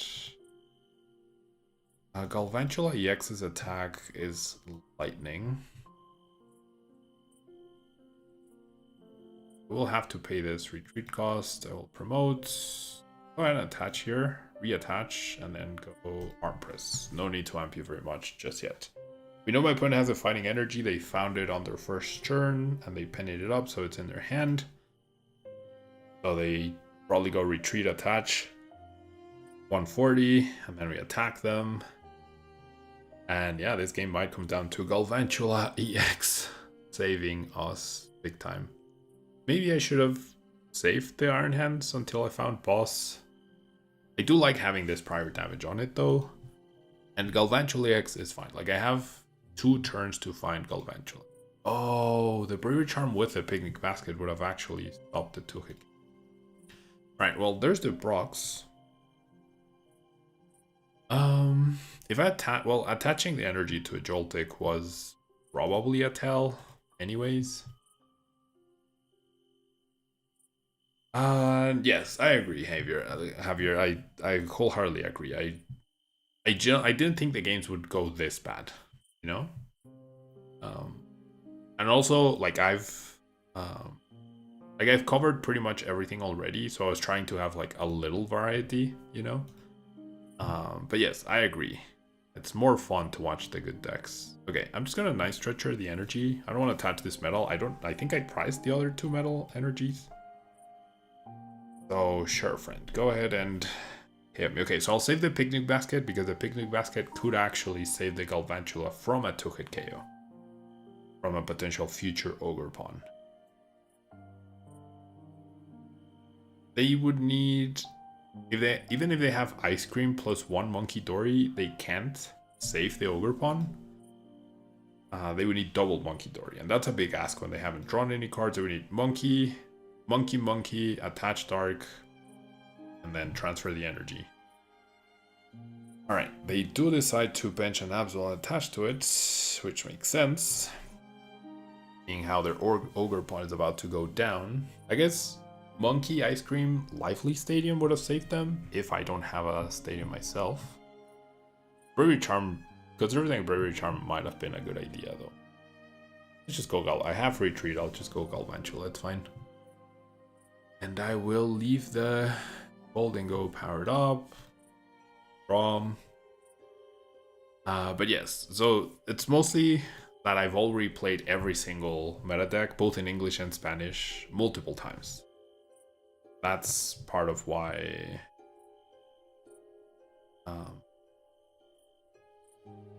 That's part of why you haven't seen, or I'm playing these decks. I wanted to give them a try. Like, people are requesting Absol Box or Dark Box as well. But yes, I agree. It's more fun to watch interesting spots where you need to analyze things, and interesting spots where you need to, like, you're right on the edge of your seat when it's a high stakes win or lose situation with very small margins. This is not the case for this, for sure. Alright, so we see the Mega Absol, that's fine. I have all my superiors. This turn I go Boss KO Fest.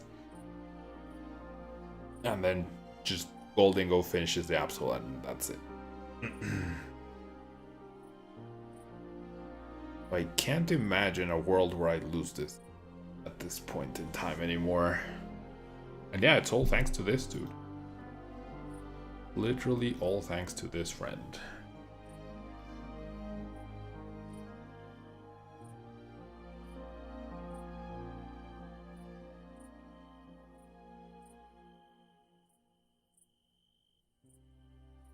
Alright.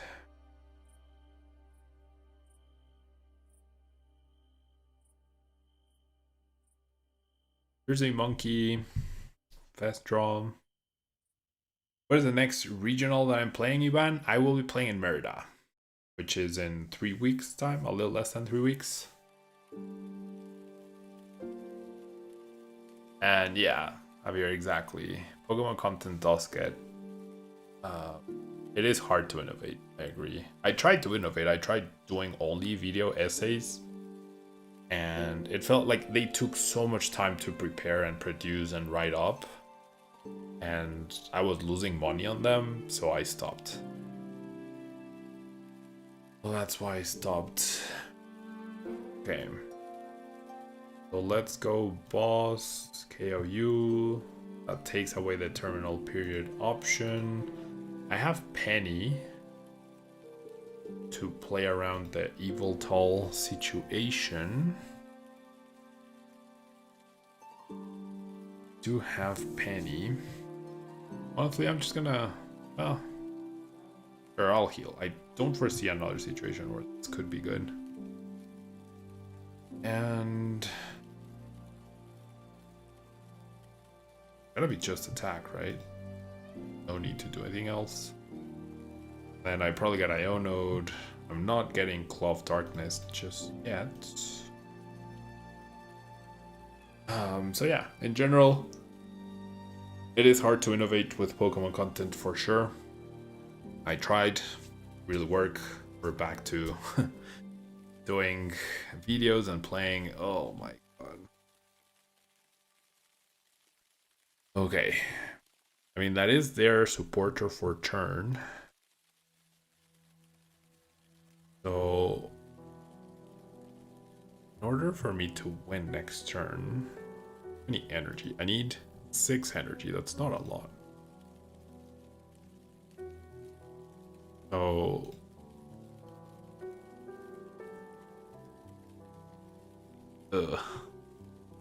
one more. Gotta be Levincia, right? Oof. That was a harsh Cirrozig for sure. That was a harsh Cirrozig. So I would love to play online tournaments, and I think those would be a bit more, like, they would allow for more pressure, if you will. Oh, you know what? No, I need to keep Levincia because of the stupid Lively Stadium. But I also don't have like 5 hours to spend in live streaming and stuff. That's okay. So that's the biggest issue that I have right now. The time I have available. Okay, so I need a lot here. No, I have it, right? I'll go retreat. Getting rid of the lightning. And I should have retreated first, so I could draw an extra card. Then we'll go Levincium. There's 2.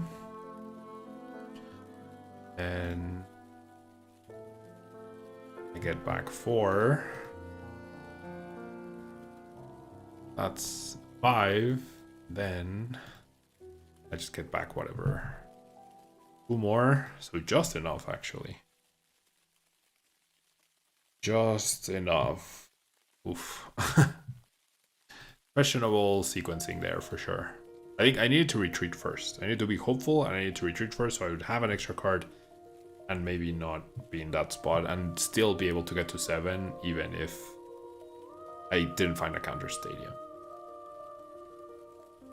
So yeah, I can't really play for a full online tournament right now, and also there's so much dead time in between that it's not very enjoyable, I feel. Do I play at locals, Ivan? So I live in Mexico City. I'm nowhere near Tijuana or San Diego. It's just a Tijuana store that sponsors the channel, but I'm located in Mexico City. And so I played a League Cup yesterday. Yeah, I do play locals. Very, very sporadically, but I do play locals. All right, let's play a more serious deck to end the stream. Okay, we're gonna play Goldengo Lopunny, but I'm gonna make a change, and I'm going to add a Hops Cramorant because for the mirror. Right? It is taking a little bit away from the consistency, but we'll see if it works. And I'm not gonna do a deck overview for this. Jump into it. Alright, serious mode time. Good deck, good games. Let's climb the ladder finally, instead of wishy-washing with the crap decks.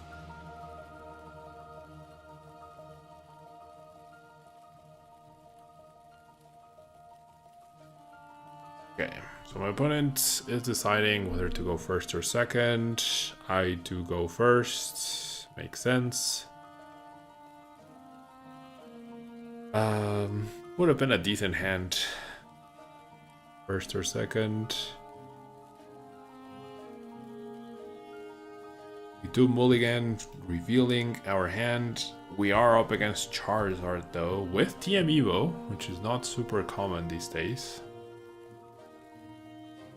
We get a pretty mediocre start. Okay, I mean, that helps, I guess. Lets us potentially apply a little bit more pressure this upcoming turn. I really don't think Hops Cramorant will factor into this game in particular. I priced a fighting, priced a gimme.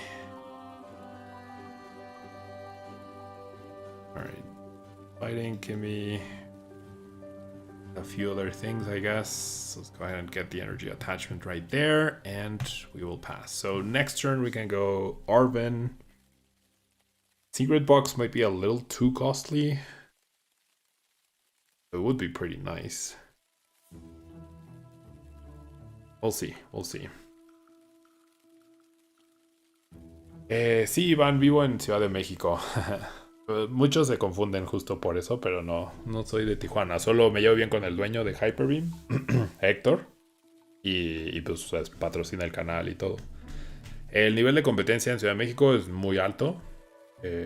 Históricamente la mayoría de los jugadores que clasifican al mundial, la cantidad de tiendas que hacen torneos, etc. Aquí es donde es mayor. Entonces históricamente es bastante alto. Y sí hay muy buen nivel. Y creo que continúa subiendo. Alright. So, Air Balloon off the top. They didn't TM Evo. And they also failed. They attract customers. And didn't play a supporter. So, I'm not... Okay, well, let me think. If I go Secret Box, I discard TM Evo... Fighting Air Balloon. And I can get the other Herbaloon. Get Artisan. Yeah, actually, maybe that's good. Maybe that's good enough. Oh, wait, did I price? No, both Artisans. Okay, yeah, and I get a support for next turn, and I get an extra gimme goal. Okay, never mind. This is good. This is pretty good. I could honestly afford to discard a boss if I want to keep the Herbaloon available. I'm gonna do that. I'm not super ecstatic about it, but I'll grab another boss. I will grab Nest Ball. This and this. Actually, Puffin is probably better, right? Yeah, Puffin is better. That way I have my full bench of friends. Let's go for this. I did tilt a lot, Golden Napoleon. Not only did I tilt, I also lost so much. Do I follow football? Yes, absolutely. I follow football. I root for Chelsea. I'm very sad about their latest sackings. I follow Spanish football as well. I don't really follow... Oh, the energy. Whoops. That's okay. We were always gonna get it. That was... I should have considered that a bit more. Keeping the energy to make sure I had attack with Soul Rogue probably meant I should have discarded the balloon. I have Nest Ball for Genesect eventually. And is dead now though. But I have Boss to chase down Pidgey. I now have a Goldengo, which is great. My opponent can't take 2 prizes, which is also great. I do follow the Mexican national team. Not too much. But I'm definitely excited for the World Cup and whatnot. I will try to go to games in Mexico. Probably none in the United States, but definitely in Mexico. How about you? Who do you root for, Jay? What type of video you really like is when the pros get together to play matchups. So I do just showcasing pro players and carrying their thoughts is awesome. Yes, but that also implies like it's time from someone else. It's a lot, you know. Well, it's not a lot, but it's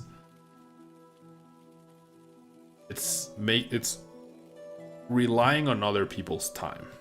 I think that's the biggest thing. Like you end up relying on other people's time, and also like I don't know if they're willing to do it, sure, but I feel like most pros right now are just trying to get their own content going anyway. So oh, you're from Qatar, nice.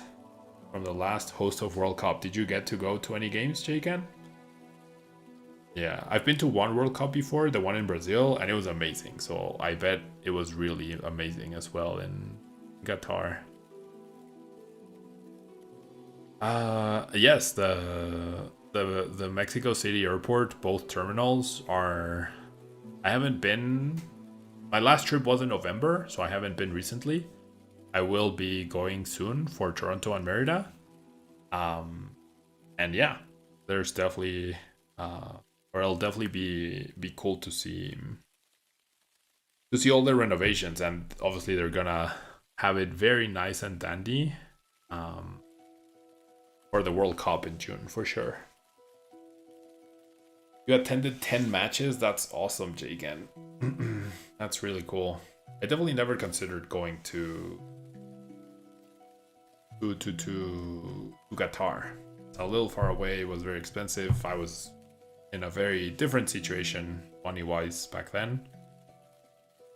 But yeah, football World Cup is amazing, an amazing event to attend. Unfortunately, I do think, I mean, with everything, just like prices are being exorbitant now, and it's tougher to justify, right? Okay, so I have a choice between Fez or... Yeah, maybe third Kimiko was not great. Okay.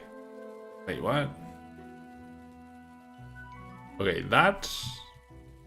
I'm not sure I agree with, I guess. Why go after the Lunatone and not just KO the Soul Rock and save the counter catcher? Okay, my hand's really bad. And I need so much. I need so much, and I don't think I'm gonna draw it off an Arvin. So I'm just gonna go for Lunatone and draw cards with Lunatone, see where that gets me, because I don't fancy my chances of knocking out the Charizard right now. I mean, Goldingo is a start, but still not great. Arvin, what does Arvin even get me? I guess they didn't want to get. Oh, I should have pushed the Soul Rock. They didn't want to get the energy. Oh my god, is that a misplay?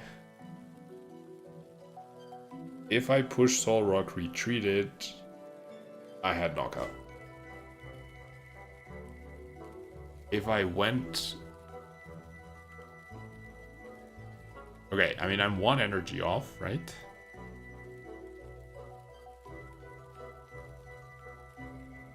Yeah, if I push Soul Rock into active, I had it.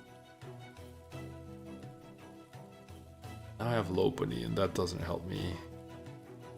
Arvin... Gosh. Yeah, this is on me for sure. Arvin gets me 2, I have 1 more. Yeah, I'm 30 off.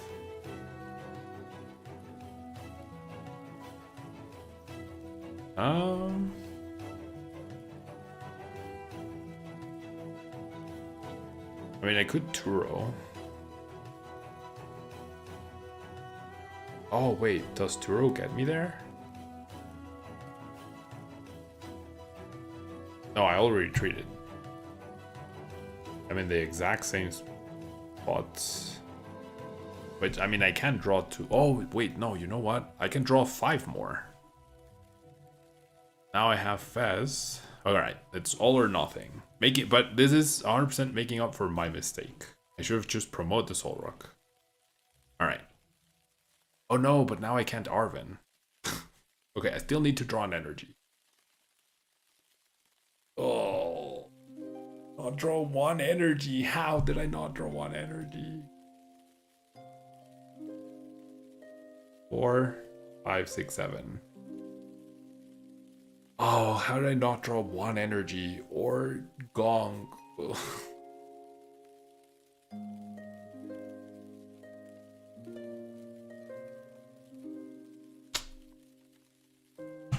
This is my fault. This is 100% my fault. 2 matches in the same day, that is crazy. Which ones? Which matches, Jaken? Which matches did you attend same day? And they have the plus, sure. I mean, does this matter though?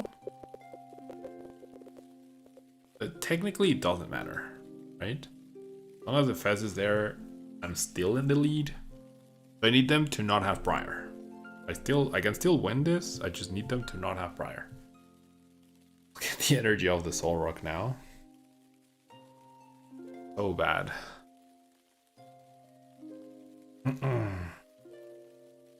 Okay. Oh. I top decked energy, right? Yeah. Top decked energy. Okay, cool.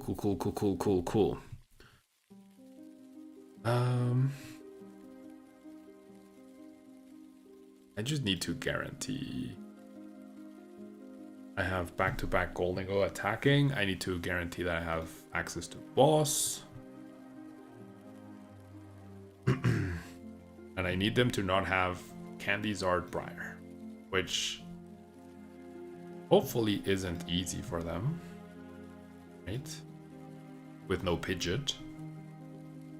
I mean, they could have Candy Pidgeot, Candyzard Briar, but hopefully they don't. Just out here drawing our whole deck. So I want to keep as well a lot of options available. Okay. There's 6 energy in the discard pile. There should be energy left in the deck, right? I mean, I'll leave the Lopunny as an option, because that could just get me the knockout on the Fez. And then I want to leave as many good options available as possible.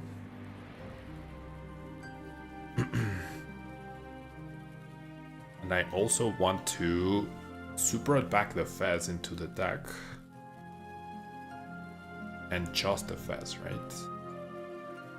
Maybe one fighting is not bad. Because that, if I get Iono, that becomes draw for Lunatone. That's pretty good. And you know what? I'll Arven as well, because I need boss to win next turn. I'll leave the Nestball as an out to Fez. I'll just grab the Vessel. And... could my Herbalin Genesect? Yeah. And now we go for the KO. Alright. Here goes nothing. A single body would probably also wreck me. No, I have energy left, so I can still win with the Mega Lopunny. We'll see. We'll see. Moltres with boss can KO the Genesect, but that doesn't matter though. I mean, sure, I saved them the tool. I'd rather them KO the Genesect than Dengo because I just need boss on the Fez, right? Like, their best play is Turo the Fez, full Moltres KO. That is their best play. That would be the worst case scenario here. Pulling that off without Pidgeot is difficult. Pulling off Candy Charizard Briar, even if they even play Briar, which usually Dusknoir less, Charizard doesn't play Briar. So yeah, I mean, maybe not benching Genesect was fine. I think benching it is also fine. Because the Fez is there. That Chiyu is a little scary though. Like, if they have Turo, we're in a lot of trouble, that's for sure. Is the Rotom deck good for tournaments? No. No, Rotom deck is not good for tournaments. France versus Poland and Tunisia versus Australia. That's very cool, Jay. France versus Poland. Watching Lewandowski and all the France stars. Kante, my love. That must have been really cool. Yeah, if they play balls, they don't have Turos. Like, I don't care if the Genesect goes down. Like, this is not a problem. It was only a problem if they go counter-catcher. But because the Fez is in play, then it's not a problem. Well, I have the boss and I have Superior, so that's it. So, like, yeah, I feel like Genesect gave me more than what it could possibly cost me. You know, and it all came down to I got 2 prizes before I got 2 prizes before they got 1. And that's what the game comes down to. My house loves when you're casting. Thank you for being you. Thank you so much for the kind words. Thank you so much. I appreciate it. Sorry, the Rotom deck is not good for tournaments. If you want to check out, if you want to look for good decks for tournaments, I did post a video on my YouTube channel. The tier lists, that's where you can see like good deck lists, what I think are the best decks. Definitely move Alakazam from tier 2 to tier 4, but that's the only major change for now. Thank you so much, Mime, for the kind words. Oliver Giroud, celebrate the goal in your face. Nice, Jayken. That's awesome. Big fan of Oliver Giroud as well. What do I think of Enzork Mega Lopunny right now? Goofy Drum King. So, someone was talking about that deck earlier as well, with like a 2-1 Mega Lopunny and 4 Zorks and a 2-1 Toadskrull. I mean, deck sounds good. Probably will be better after rotation. But Zorik does seem still pretty good. So there's that. Okay. So I do want to start. I mean, I have double Goldingo in hand, so I might as well get a Chemical. Bunnery is in play, which is great. Mega Lopunny is available, which is great. And TMU is available as well. So good things overall. Buvaland probably means Kangaskhan Buvaland, and then there's going to be some counter to Goldingo. Could be Cornerstone or it could be Crustle. Both are swiftly dealt with by Mega Lopunny, so we're good. We are good. You brought a Tusk Mill to Canada Regional. Yeah, that's rough. Tusk Mill is a little rough. Rough around the edges right now. I feel like it was always close to being very good, but it never ended up being actually very good. It was always like very close to being good. Okay, I definitely should have thought about this a little bit more, and I should have attached energy to the gimme goal.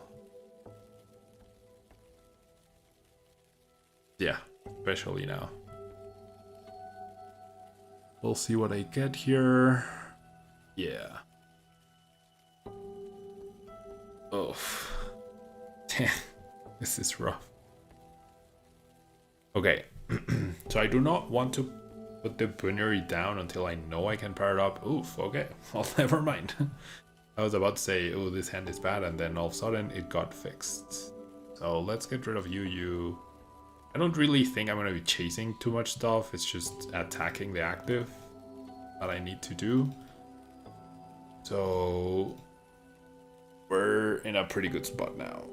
So let's go ahead and Artisan. We'll Artisan for Lunatone. Have the Soul Rock. We have the Fighting Gong for energy. I really should have attached energy to the Gimme Goal last turn though. Definitely should have done that. I mean, it's just going to take me a little bit more to power up the Bunary. I mean, with the Arven in hand... So here's what I'm thinking. I could go TM Evo, evolve into Megalopony.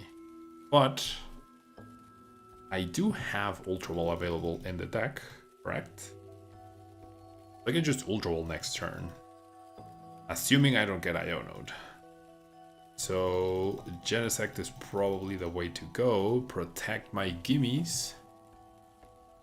I will have access to Air Balloon most likely. This also gets me draw. I evolve both, and then I'll have the Bunary. I have extra cards for the discards. But this is all because I didn't attach energy to the Gimme Goal. If I had attached, I would definitely be using Technical Machine Evolution this turn. My Bunary is not threatened right now. In order for my opponent to attack, they need to go Crispin. If they go Boss, then they're not KOing me, which is perfectly fine by me. And here we go. Yeah, and I already have the Ultra Ball in hand as well. So next turn I go Ultra Ball, Arven for Balloon, retreat, and do the Shred attack, whatever it is. And even if they attach the tool, they can attack me twice, and that's fine. I get the first hit in, all good. Is Goldingo the best deck? I think it might be. I mean, so I don't think there's a clear best deck, but Guardy, Goldingo, Charizard, and Dragapult are, I think, the clear top 4 decks, with Zorg and Mega Absol just under them. I think those are like the big 6 decks in the Pokemon TCG right now. But Dingo, definitely one of the top 4 decks, and you could make an argument for it being one of the best decks. So much so that people are having to play Toadscruel and just come up with creative ways to deal with Goldingo in order to have any chance at winning. Okay, Megalopony of the top is just icing on the cake. Should have used the Genesect so I wouldn't draw Goldingo, and of course it's the first card I draw. So immediate punish right there. But yeah, now we KO the Crosshole and it's basically game over. Pretty sure. Right? Like, how do you ever recover from this? Unless I'm missing something, which honestly could be the case. I'm not gonna go overboard with my discarding resources, etc. just in case I am missing something. We're gonna Spiky Hopper, take the knockout, and call it a day. Now I played Alakazam, you have to play Dark Box. I talked about that earlier. I don't know. When a Dark Box does well at a regional, I'll play it. Otherwise, it's just gonna be me raging playing Dark Box. And I just opened the Pop Series, or the Prize Pack Series 7 pack that I got from the League Cup I went to yesterday, and look, I pulled a Joltik. Shiny Joltik. Maybe this is a sign that I should play Django and Merida. Lopunny, Shred, ignore Buffalent? Yes. Lopunny ignores all effects on your opponent's Pokemon, so Early wall is an effect on your opponent's Pokemon, so you just do 160, 160, 160 until the end of time. All right, let's do a couple gun bonus, draw a couple cards, and then we will KO. Is it Moji's Dojo? No, I'm not playing an online tournament. Right now, I'm just playing on the ladder, grinding up. Yeah, so I mentioned earlier, I don't play in online tournaments because unfortunately I just, like, they require what? Like, if you do well, like 5 hours or so, and there's just the last few I've played, there's so much dead time in between rounds. It's just very annoying to, I don't know. The wait time between rounds is very frustrating and very like, It's like if you get into a ladder, but then you have to close the game, but then you're playing a different deck, or I don't know. Just not ideal. I will try to play them eventually. If the support keeps growing for the videos and whatnot, I'll try to do longer live streams, and that will probably lead to that sort of content. But for now, it's gonna be mostly trying out top tier decks in the ladder and trying to grind as high as possible. No hay comparación, Memin. Golden Golopony es tier 1, Joltik Goldengo es tier 3 o peor. Entonces, por mucho Golden Golopony. Alright, so my opponent now decides to get a bit more serious, I guess, or defaults to a new strategy, but this is not going to work at all. Even if they had the tool and the crosshole, this would have made no difference. They can power up the Mega Kangaskhan, sure. I can probably knock out the Mega Kangaskhan. Well, maybe I can't. No. So I'd have one. I feel like I probably can. 8 energy total. It's not easy, but it's not impossible. Like I have guaranteed access to 2, 3, 4, 5, 6, 7. I'm 1 energy off of of getting the KO on the Mega Kangaskhan. And just preemptively doing that sounds like a good plan, I think. Let's go ahead and draw. No help there. Alright, let's draw with this Goldingo. If I don't get it here, though... Like, I could retreat. 1, 2, 3, 4, 5... Yeah, I'm 1 energy short, once again. I could also just take the KO here and be done with it. So, you know what? If I draw it, I'll go for it. I didn't, so that's fine. Go ahead and attach. Go ahead and play this. Honestly, I'm gonna go ahead and Ultra Ball away these 2 friends, which are pretty useless, and going down to 3 here is also pretty good. Wow, I had 1, 2, 3, 4, 5, 6 outs to energy, and I got none of them. That's fine.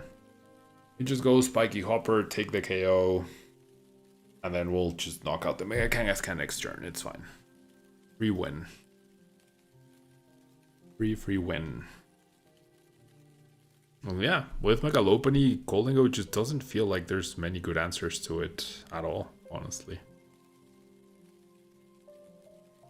Alright, Mist Energy. I hope you flip, for the content, I hope you flip triple heads. Pokegear into Iono. Hey, Van Grouch, how are you doing? Alright, Pokegear into Iono. They don't even have a replacement Buffalant at this point. So, I mean, if they get the replacement Buffalant, we need a lot more. A lot more energies to accomplish this, but we can still get there anyways. We need what? For 10, we need 9 energy. Well, it's not a lot more. We need 10. We need 10 total, right? 1 attached, 9 discarded. But they don't even go for they don't even get the Buffalant. They flip tails. And that's gonna be the game, I do believe. Well, let's go coin bonus. Let's go coin bonus. Wow. Let's go fighting energy. Let's go lunar cycle. And I mean, is there even anything left here? 1. And then we can go Turo you. Get the energies in the discard pile. Then we go this. And so there's no second Buffalant. This thing only has 350 HP. So now I'm doing enough, right? If there was another Buffalant, I would have needed 2 more energy, which would have been easily accomplished with the other superior energy retrieval, and... Or maybe not. Maybe I didn't have enough, actually. Did I not have enough, really? Maybe I didn't have enough because of my prizes. Oh yeah, I didn't have enough. If they got the other Buffalant... Because I had 2 energy in my last 3 prizes. So I wouldn't have had enough. Wow. That is crazy. I would not have had enough. Like, I didn't price check the energies. And there were 2 prizes. That meant I had 9 available. And I would have been 10 damage short. Wow. That would have been very sad. Very, very sad. Alright. Next game. Next game.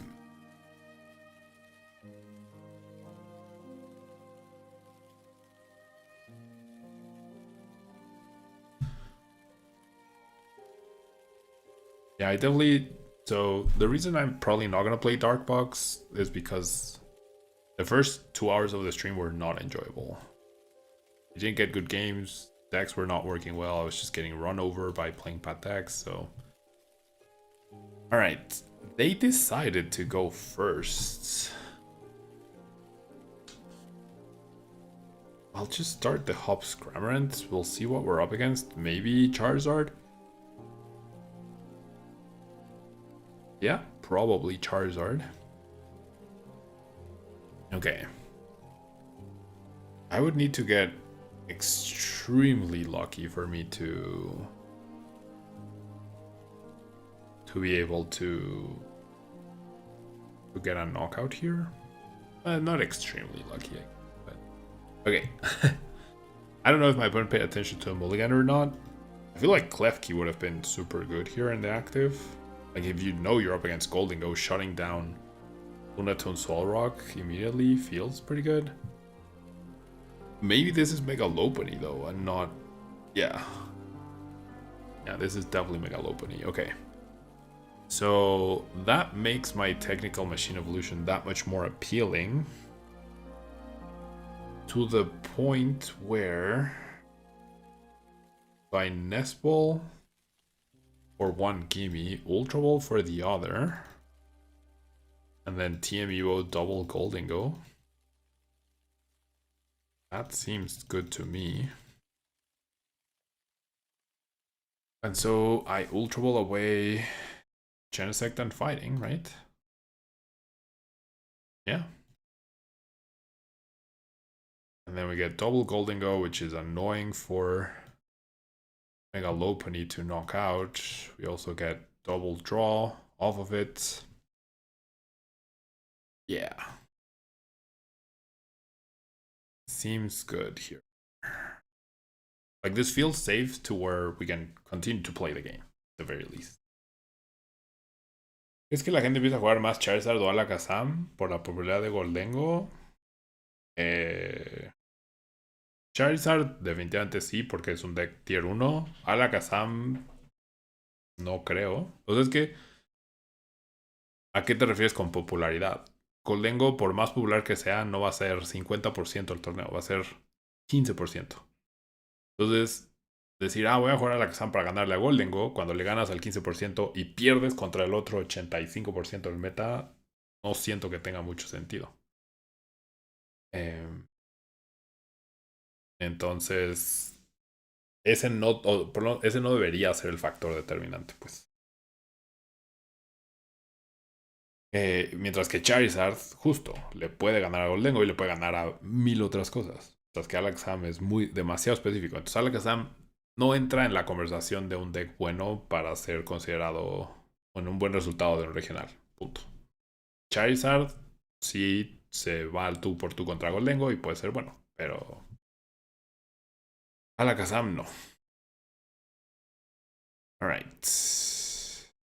Puffin, quick search. Fail the Puffin is odd. Iron Valiant, okay.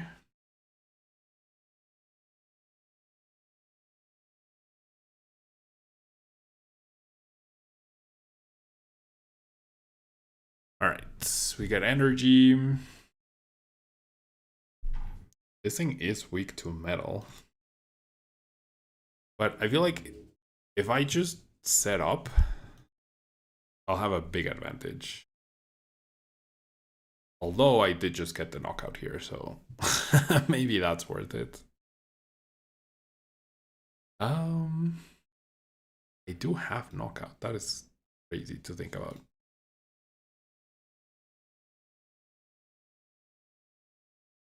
Yeah, let's go for it. You know what? I'm gonna grab 2 metal.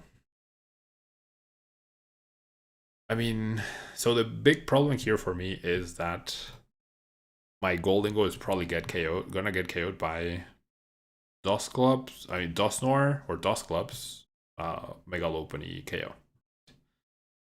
That's like the biggest issue here. Not a major issue, but it's an issue. It only leaves me with 1 Goldingo. But it's a 2-for-3 price trade, which doesn't help them, and I could possibly win the game if I manage to knock out the Megalopony that gets the knockout. So we'll see. We'll see how this happens. We'll see how this goes. ¿Qué tal, Guadalupe? Muchas gracias. Saludos hasta Tamaulipas. Okay, well, there's the Dusknoir. There's an extra draw for 2. My prizes were Arzon and Arvin, which are pretty decent. Arvin can get me Nest Ball for Fez. Allows me to get a bit more established. I might need to bench another Gimme Goal if I can't find the knockout. There's a chance my opponent can't knock me out either. That could be huge. Could be pretty huge. There's a Night Stretcher. Okay. With that, yeah. Okay, so they can KO me without giving up the Dusknoir damage. That's definitely the way to do it. And they won't have anything for my Hops Cramorant to take advantage of. Oof, so maybe attacking with the other Goldingo was the better call here. Okay. Knocking out this Megalopony is probably impossible. Probably pretty impossible. Sí, Memin, justamente por el mismo razonamiento. Goldengo es 15%. Entonces, claro que debes preocuparte, pero si le ganas al otro 85%, ¿no? Tienes un buen match contra Chari, Garde y Draga, pues está bien. Y al final, todos los decks van a tener un pero. Entonces, un mal match no quiere decir que un deck no sea viable. Un deck es viable o no dependiendo de cómo le va contra el meta, no contra un deck. Un deck no hace no hace inviable a otro deck top tier, pues. Okay, so I mean I have Arvin for the possible air balloon. I'm gonna draw first, see what I get. Energy and superior. I have. Oh my gosh, is that KO? I think that's KO. If I grab another superior, that's KO, I think. Alright, 1 second.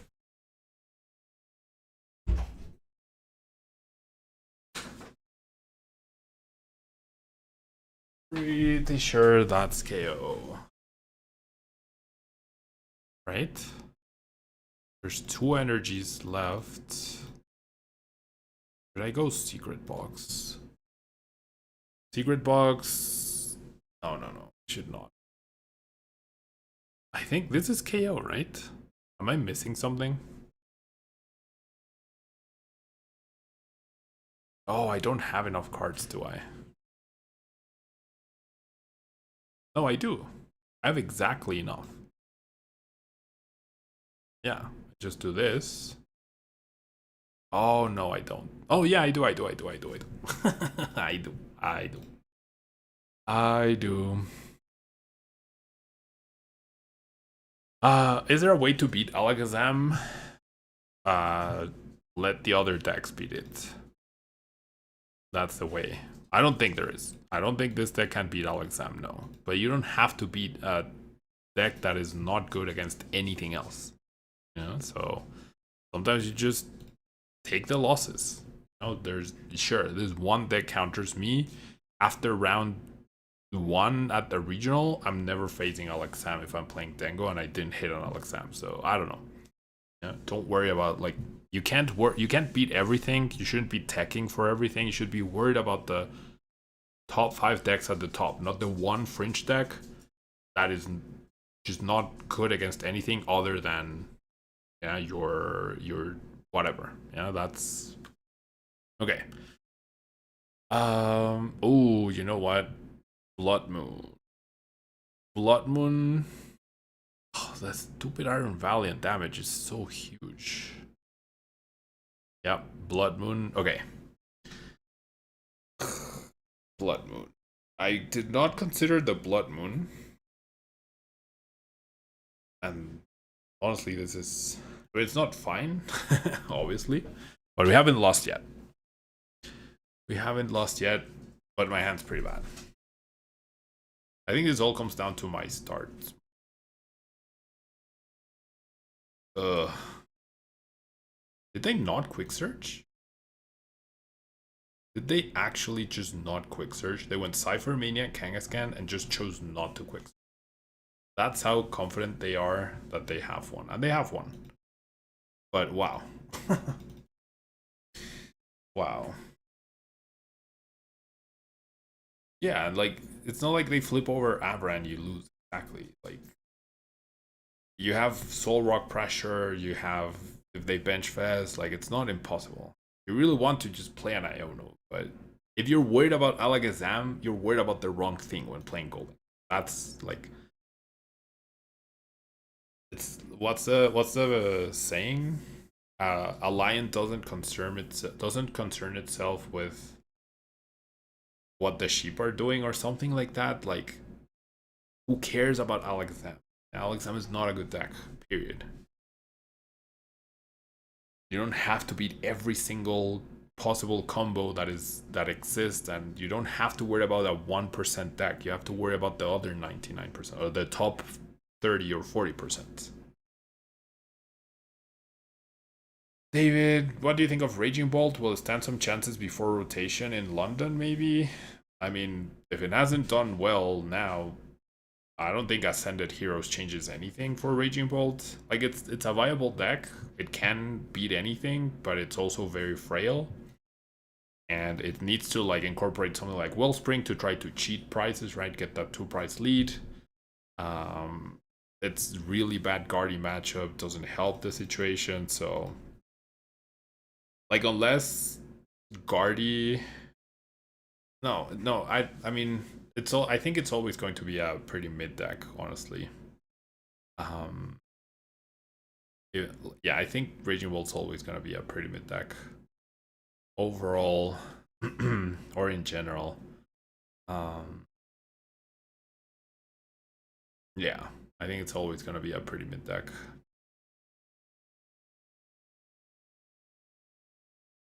Dang, that Megalopony. I think I promoted the wrong Golden. I should have promoted the non-damaged one to the active. Have the one damaged on the bench and the other one in the active. To make it hard for them to get a knockout without popping the Dusknoir. So that was my bad. Terra Box, TV Box, Joltic Box. En participación baja. Todos son decks viables, sí, pero en participación y en viabilidad no muy buenos. Y, o sea, no muy altos, pues. Alright, we see a Mimikyu with a Bravery Charm to withstand the Soul Rock attack. Sure. That works. Strom. Yeah, so this is something I've definitely noticed. Like when I see this deck or this sort of deck, I sort of stop taking the game seriously. Like this is not a real archetype, well, not a viable archetype. I'm not super concerned about like I definitely stop analyzing as much when I'm not up against a serious deck, that's for sure. Which maybe that is costly and that's a little cocky on my part, but just in general, that doesn't seem like a real deck. And yeah, I'm thinking about the previous game. Like my start was meh, other than the TM Evo, my draws were meh. And so I wasn't really able to stabilize it at all. That was part of the problem, of course. Okay, so now I do have a boss. My opponent is not doing much at all. There's an energy. Alright. Like that. So this gets me 2 fighting, 1 to draw, 1 to attack. Now I'm happy to go after one of these dudes. Just apply pressure, and then maybe next turn I commit to the Golden Go. Like I said, this is not a real deck, so not at least not right now. Maybe with a rotation it'll be better. I don't think so, but maybe. And yeah, this will definitely be the last game of the stream.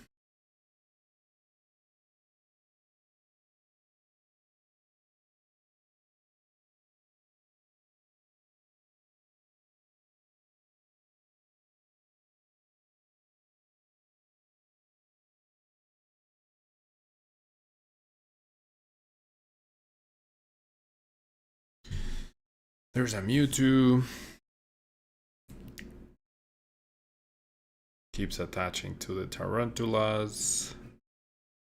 Team Rocket's Archer. They draw 5, I draw 3. Fine.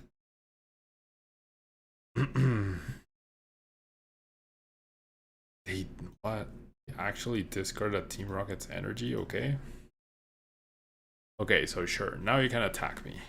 What's next?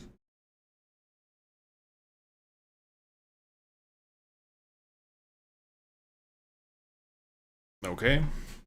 You take a knockout, sure. You deny my draw, sure. All of that is fair. I don't know how useful it'll be in the long run, but that's fair. Alright. Gamma Grunt. What was I playing? I don't remember what I was playing. Yes, I am going to Toronto. We'll be going to Toronto. Okay. My other Soul Rock is priced. So not ideal. For my drawing capabilities, that Nespel is pretty nice. For Fez, I don't have knockout now. I don't have knockout ever. Come on. Solrock priced. I mean, missing this turn is gonna be so funny. Alright, so I can't Arven anymore. I need Superior Energy Jewel, Earthen Vessel, or Metal. There we go. Thank you. Freaking thank you. Like, I just need to keep up any whatever pressure is applying. Alright, I mean, it is costly to knock out the things, but look at my opponent's board, look at my opponent's hand. Mewtwo's right there as well for the rip.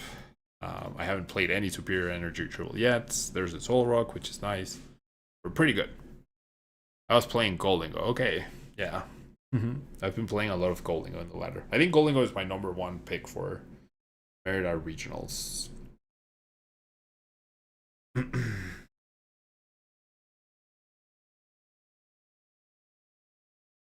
I mean, yo creo que esos 3 decks van a ser los más jugados. O sea, lo único que tienes garantizado es que Charizard, Gardevoir, Goldengo y Dragapult van a ser los 4 decks más jugados. Entre los 4 sumados va a ser más o menos el 50% del meta. Entonces, y te voy a dar mi recomendación personal.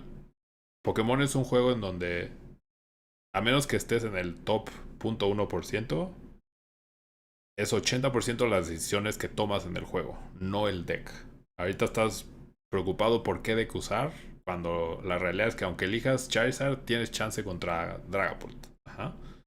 El punto es que tomes buenas decisiones cada turno. En eso se basa el éxito en Pokémon TCG, no en el deck. Alright, so we got our hand disrupted yet again.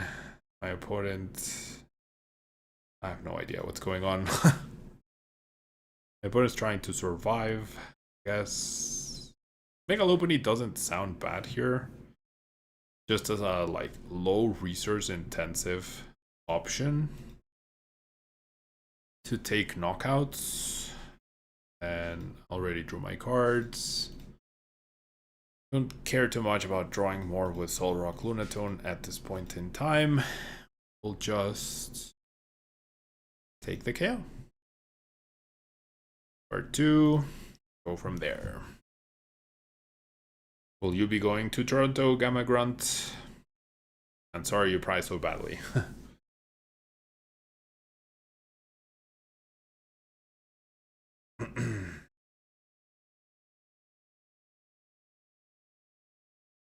Alright.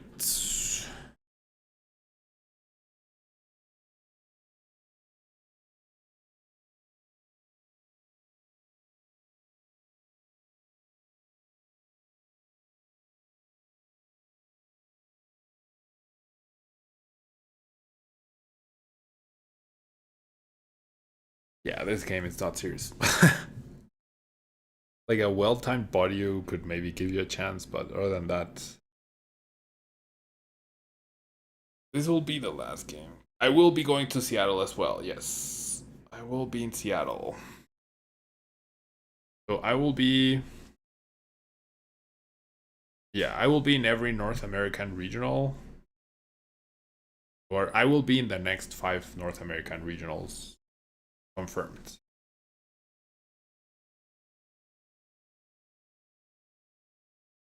Ah, okay, that's nice, Gamma Grunt. Nice. Yeah. Fortunate draws will happen, right? Especially if you play a lot, eventually they do happen. Is that your deck choice for Toronto, most likely?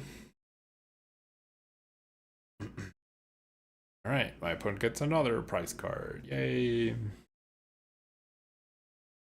Okay, this turn, I do want to knock out Mewtwo. It's like the only quotation marks threat. So in order to do that, I need a superior energy retrieval without having to play Arven. Thank you. Okay. Well, there's the thing I needed. There is the thing I needed. And you know what? I'll draw. Sure.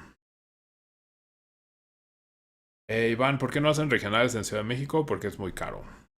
Porque todas las decisiones que son tomadas en el mundo se reducen a si hay presupuesto. Y hay un cierto presupuesto para hacer eventos regionales y Ciudad de México es carísima, entonces más que nada por eso. Alright, let's do that. I'll go ahead and evolve.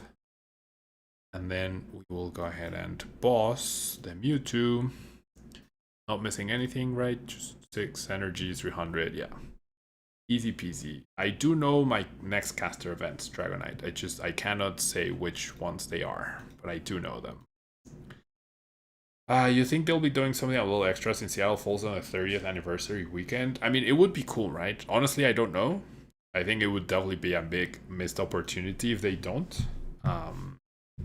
I hope they do, but I have no information on whether they will or they will not. It would definitely be great if they did. Because it's like the day before it starts will be Pokemon Day, right? So Pokemon Day is on the 27th, which is that the Friday? I think so. Right? Pokemon Day is, yeah, Pokemon Day is Friday the 27th, so even that day, the regional or the previous day with side events or not will have started. So it would be cool, and the headquarters are there and everything. So it definitely would be cool if they did, but I don't know if they will or not. It would definitely be a big missed opportunity if they don't. All right, we are exactly 2 points above where we started the stream. I started at 16:30. Now we are at 16:32. But after playing both Alakazam and Joltik Goldingo, I'm actually surprised we are still back up here. Yeah. Thanks so much to everyone. I'll definitely bring more competitive decks tomorrow. Tomorrow will be Spanish, but I'll be back in English on Wednesday. And I will see you in the next stream. All right. Thanks so much for the support. Thanks so much for the chats and the questions and the interactions and everything. I will see you all soon.